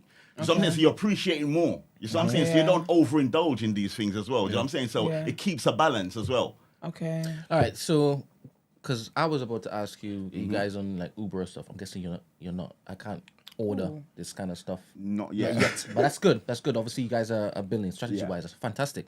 And the more you guys spread awareness about this fantastic bowl and every single ingredient that's in there, obviously, the quicker you guys get to that particular point. Now, with me, I keep telling Mags, I don't like calling this stuff vegan because I eat this kind of stuff. I'm Trinidadian, do you understand? Okay. So I eat curry pumpkin. Do you understand? I know what that is. I've eaten bulgur because my mother loves bulgur wheat and stuff. Now you've taken your Caribbean seasoning and you've put that crap in it. Yes. Crap. You know what I mean? There's good stuff in it. Yeah. Do you understand? Yeah. And I did tell Mags the only thing that was missing from this thing that was absent from what I would normally eat. That was a pork chop. Do you understand? So I'm saying this food is wavy. It's wavy because I eat this stuff. Do you understand? I eat this. And one of the biggest things that was preventing a lot of people from going to the vegan lifestyle because they've seen people's plates and like, that can't taste nice. It's rabbit food. That can't taste nice. It's all rabbit food. But this here all the is sloppy stuff, whatever. legit. This food is proper. It's This proper. is legit. And love of it is that proper. you've used the sweet and sour Satan, whatever. Not Satan, Satan. Yeah. Is it Satan? Bro, you need to try our chicken burger. Like I didn't you even want to have bring a food for chicken you guys. burger? I'm gonna be honest with you. Why? I wanted to bring you burgers. Oh, did you? Because I think you haven't tried the burger. You haven't tried the food, innit? Oh yeah, I remember you saying. I've never tried. I wanted to bring burgers for you guys. Oh, sounds like anyone who tried the food. Would have been here on time. Yeah, I've eaten this. Would have been here from 8 o'clock. We would have started from there. I swear that's what I wanted to do. But I thought it still would have been good, you eating the food and still giving the feedback, and do you know what I'm saying? Yeah. No, I don't mind. I'm gonna try the burger some other times, but this bowl was necessary this morning. I'll be honest, I would like to see it. Because what I've seen, nutritionalized, right? Yeah. Because what I've seen on Mark's plate, on Bina's plate, on E-Man's plate is the bowl. So this is what I wanted to try. I would definitely try the burger though. Yeah, definitely, it's worth a try. But you're saying I can't eat this every day? No. Okay, what I mean is that you can't eat every day. Is like the work that goes into it. It's a lot. Yeah. So what all right. The jackfruit one. Oh, you can sorry. The jackfruit one. That's fine. I'm fine. Sorry. The jackfruit one now, yeah. It's like it's the same as the wheat meat. Yeah. But while I'm kneading it, I'm adding the jackfruit to it. You know what I'm saying? So it's changing. For Christmas, I'm gonna do like a little jackfruit steak thing as well, man. So hopefully you guys can come down and try a little something. That's all on the gram. That's all on the Instagram where I've done. I feel a way eating this fantastic food and not paying you. Do you understand? You've paid us. You're having us here, bro. I need to do more. Having us here, bro. It's good it's enough. unbalanced. Don't worry, man. I'm sure something will materialise out of this, you know? Like, I'm sure a couple of your people will come down to our shop. A lot of them are going to come. They have to. This is really nice foods. But that's one of the first things that we should do. You know, in TDA field reporting. Go to the place. Come down, man. Have a munch. 100%. This is nice. And this it's a different really experience sitting in the shop because you're getting a lot more variety. Yeah. You know, like everything is, you know. Do you have music playing? And so, so definitely. We have our then. reggae playing. We have our different kind of musics, different genres. So yeah. All right. I was just about to say that to you, man. Like the experience in the shop is beautiful, man. It's a beautiful shop, you know. Real talk, man. Like I'm looking forward to it. But we decorate ourselves, bro. Everything, 100%. Yeah, we decorate ourselves. Do you know what I would actually like to ask people? Is like, what do you think that we need to add to our shop to make our shop even litter? Okay. We know we need some desserts, but let's just throw some out there so we can make it happen, you know, because that's one thing that we feel that we need to do now is add some desserts because people are coming there, sitting down and we got they don't want to go. They don't want to go. Like, we're trying to pack up to leave, like get home, and like we were just chilling, and we're just like, because we're so nice, like we're like, don't worry, like you lot can chill. We'll hoover up around you and stuff, and they just don't want to leave. But it's a good thing, though, isn't it? Yeah, but that's nice. It's a nice vibe. It's a nice warm feeling in there, man. The music, like you said, it's beautiful, man.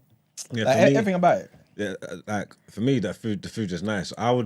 It's obviously man calling it vegan, whatever. But I would put this as just the same as any Caribbean shop that I'm going to. You know what I'm trying to say? And that's why I come back because I cook for myself. I can cook food in it.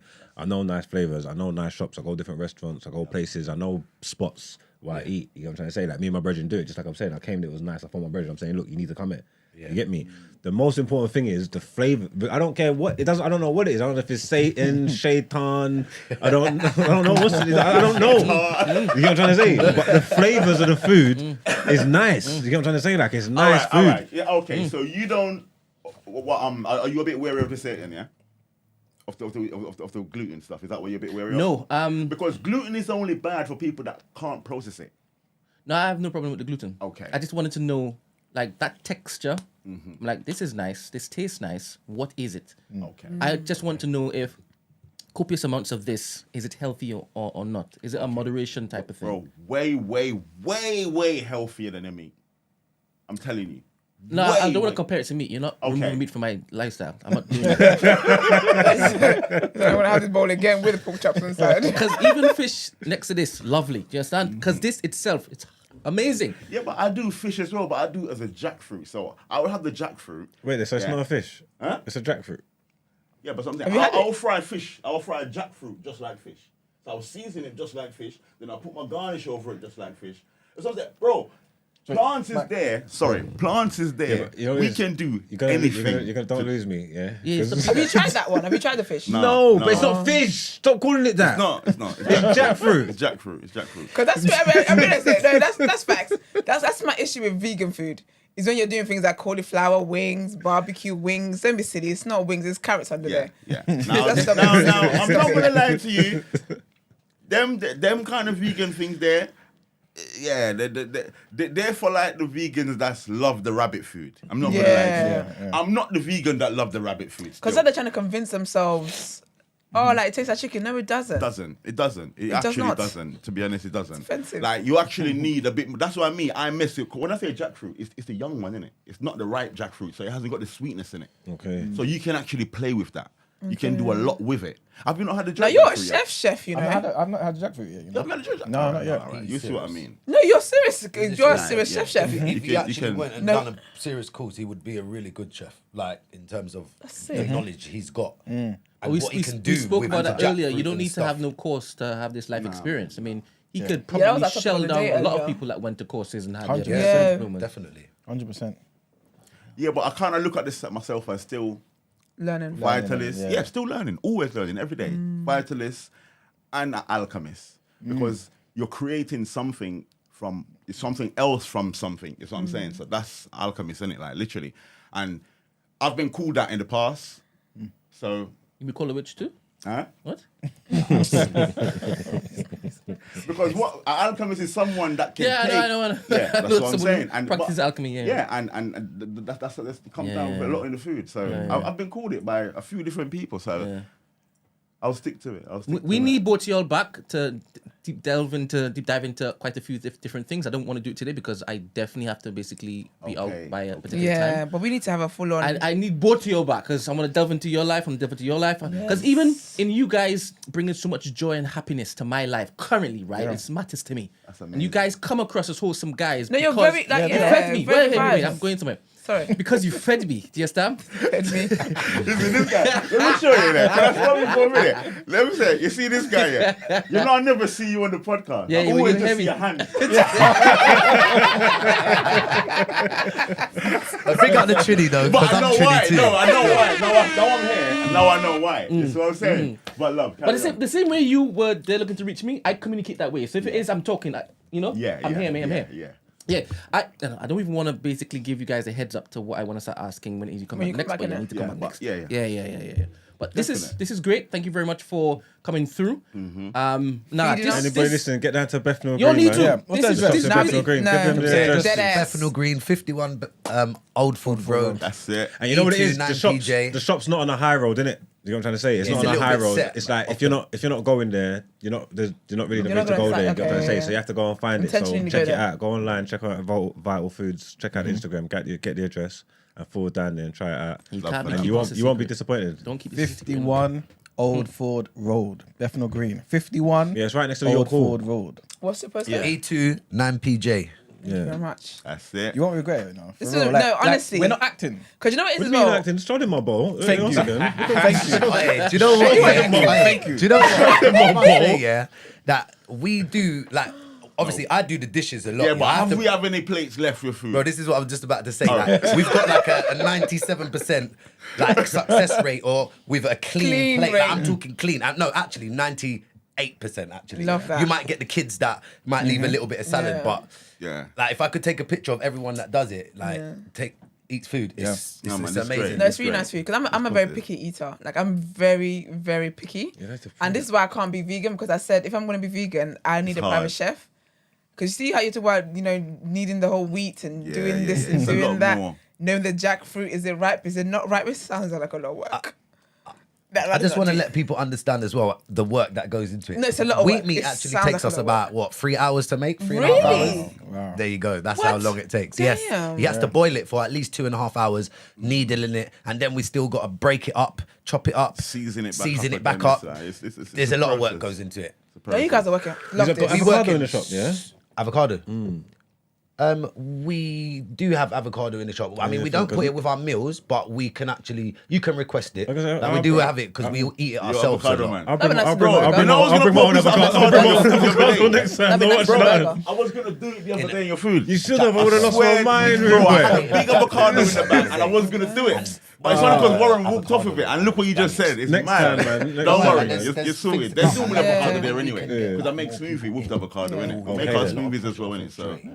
And we can do a lot more. Yeah, you will 100% because it's What's them mushrooms that amazing, we man. need to deal with? All right. So if you don't like like the weak gluten and stuff like that. You need to stop doing that. I like He everyone. likes it. He just wants to know the origin. If someone doesn't, we will still do the same with like these button mushrooms. So you can get the same flavor, so it's the same. gluten-free? Yeah, gluten free. No, we need the other mushrooms. What's them ones that look the ones like with the looks really the like oyster chicken. mushroom. Oh yeah, the oyster. Oh yeah. No, it's not them. Lions. Oh, mate. the lions. Oh yeah, the lions. We need to get that one in the shop. Yeah, but they're kind of because hard to get as well, though. That kinda, is- yeah.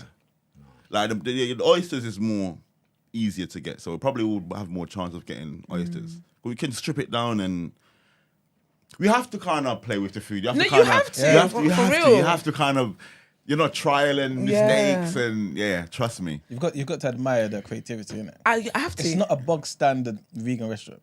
Like everything here is creative. And it's so flavoursome. And people can't believe that they're eating pumpkin. I think one of the main things what people say is that can't be pumpkin. But it's pumpkin. Yeah, people they don't actually like pumpkin, innit? I'm trying to get my head around the pumpkin. I don't know, that's my first experience with pumpkin. I don't really eat pumpkin like that. You know what I'm trying to say? But all right, say about some soup. Would you put pumpkin in it? Oh yeah. I've had pumpkin Like soup. that, that's what I'm saying. Okay. See me, I love pumpkin in it, so I've always kind of had pumpkin in everything that I do. If I'm doing like a sweet potato stew, I would still have a piece of pumpkin in there. You know what I'm saying? So yeah, definitely. I love This is my pumpkin. first interaction with pumpkin. Yeah. Yeah, ever. Wow. Pumpkin. I'm honoured. Can I just show and prove here? Remember what Warren was just saying about 98%? The plate is clean. Your plate was. My first, the first time I come through there, yeah. Let me show you. That's what it started with. That was before. All right. See it. Oh yeah, because sorry. yeah, there you go. Yeah, I think it should go automatically to the. That's the before. Oh God. That's the Did you after. see that? Oh, yeah, you did that. You did Clean. that. You didn't need to watch that one. Clean. That's what I'm saying. Nah, that's so, it, man. No, I'm really proud of you guys. But Well thank done. you guys anyway for letting no us come on problem, the man. show. And No, thank you for coming for us. We have to come back though. Bless up, man. And big up Bino as well. Big up Bino, big time still. Come on, man. No But yeah, bears you in guys the have to Ross definitely come world, back. man. You have to come back so we can have a proper full-on I know, conversation. innit? Definitely. And soon, please don't put us up. Yeah. Don't we'll feel talk. ready time. Yeah, Well, you we'll know talk. we're off Can we on try Mondays, yo. Mondays. Are you? Because Yeah, we've we're off on actually taken a Mondays. day off today, because of Is that. it? We're gonna, we have to Okay. because You're tired. Time. No, because it's a lot. Time. Yeah, there's a lot of work, innit? it takes us 4.5 hours to make the food. What time did the day start? What time do my day start in the morning? Yeah, like what time does the restaurant open? Oh, 12. But I'm there from like sometimes 7:30, sometimes 8. Yeah, because there's a Sometimes lot of even prep 8:30. work. It depends on. Yeah. And then you're prepping as you go along, so you Yeah, prep cook. initially and then you go as you go along. And then what time does your shop close? 8. What time do you run out of food? Normally about 7:30, sometimes 8. It will last us. Now we're But that's cooking a really bit more good, now. though. Gradually, we're actually cooking a bit more now. No, sometimes it actually goes before that. Yeah. But we're trying to keep Yeah, I it. got We're that. getting a lot of Saturday people that sold come in out at quick. around 7:15, 7:20, and they still want food. And it's like, Yeah, I could have ordered before, mate. You're like a lastminute.com, man. Man like Yeah. me will try and pull up 7:45, trying to get the food and that. And it's Yeah, just, yeah. Saturday not was happening. a bit mad still. Saturday was busy. No, that's I pray for continued success for you guys because this is Amen to amazing. that, This is man. really, really good. thank you. But definitely looking forward to having you guys back on to have a proper full-on conversation. Social media. Yes, at please. Vital Foods, right? Foods Is with that a Z? Z. Z. Yeah. Z, yeah. Vital Foods. Food Z. with Z. Yeah. 51 Old Ford Road. E29PJ. 29PJ. E29PJ, man. But thank you so much. Appreciate My it, favorite guys, guests man. are the ones that feed us. Tell you. And healthy food too. Love this. We've had a lot of vegan stuff on here. Because Mel makes us vegan cakes. Now we had vegan food. E-man is winning. Where did you get vegan cake? that's a woman called Mel, man. Mybaker.co. Okay. Yes, This she is made what I'm us- saying. This is Yeah. what we need. So what? She then. actually. No, her cakes. My Makes baker. cakes. Where are they from? I'm not What sure, else did but she her do? Any, like, kind of biscotti. apple What's it crumbles called? Biscotti? Biscoff. Huh? Lotus Biscoff cakes. Oh, And it's Oh vegan. my we need Lord, to connect listen. with this woman Yep. ASAP. That Who are cake- you? that Come and cake holler is at serious. us because you got a business already. Because we actually need somebody to supply us. The desserts. Yeah, because we don't want to be trying to make it because we make a lot of other stuff. We make juices. We make everything. So it's Yeah, it's that biscuit will go nice on your time-consuming. menu. I'll be real with you. Yeah, I'm sure we can connect some dots Yeah, soon. yeah. Yeah, connect Yeah. us, please. Yeah, 100%. Sorry, we have no evidence that they make juices, by the way. Yes. The juice over here. I like this guy. Hey, he's from Trinity. What do you expect? Like, big up the Trinity man. That sound is right. Right, to the point. Your juice is there. It's certified, Maggie. Don't worry yourself. I'm telling you that it's there. Love that. No, thank you so much for coming on. We really appreciate you guys. So, guys, check out Vital Foodz, Foodz with a Z on Instagram. Check them out. Bethnal Green. It's lit, man. That's what you think. Wait, there's the show out. Yeah, we're gone. Yeah. I got to go.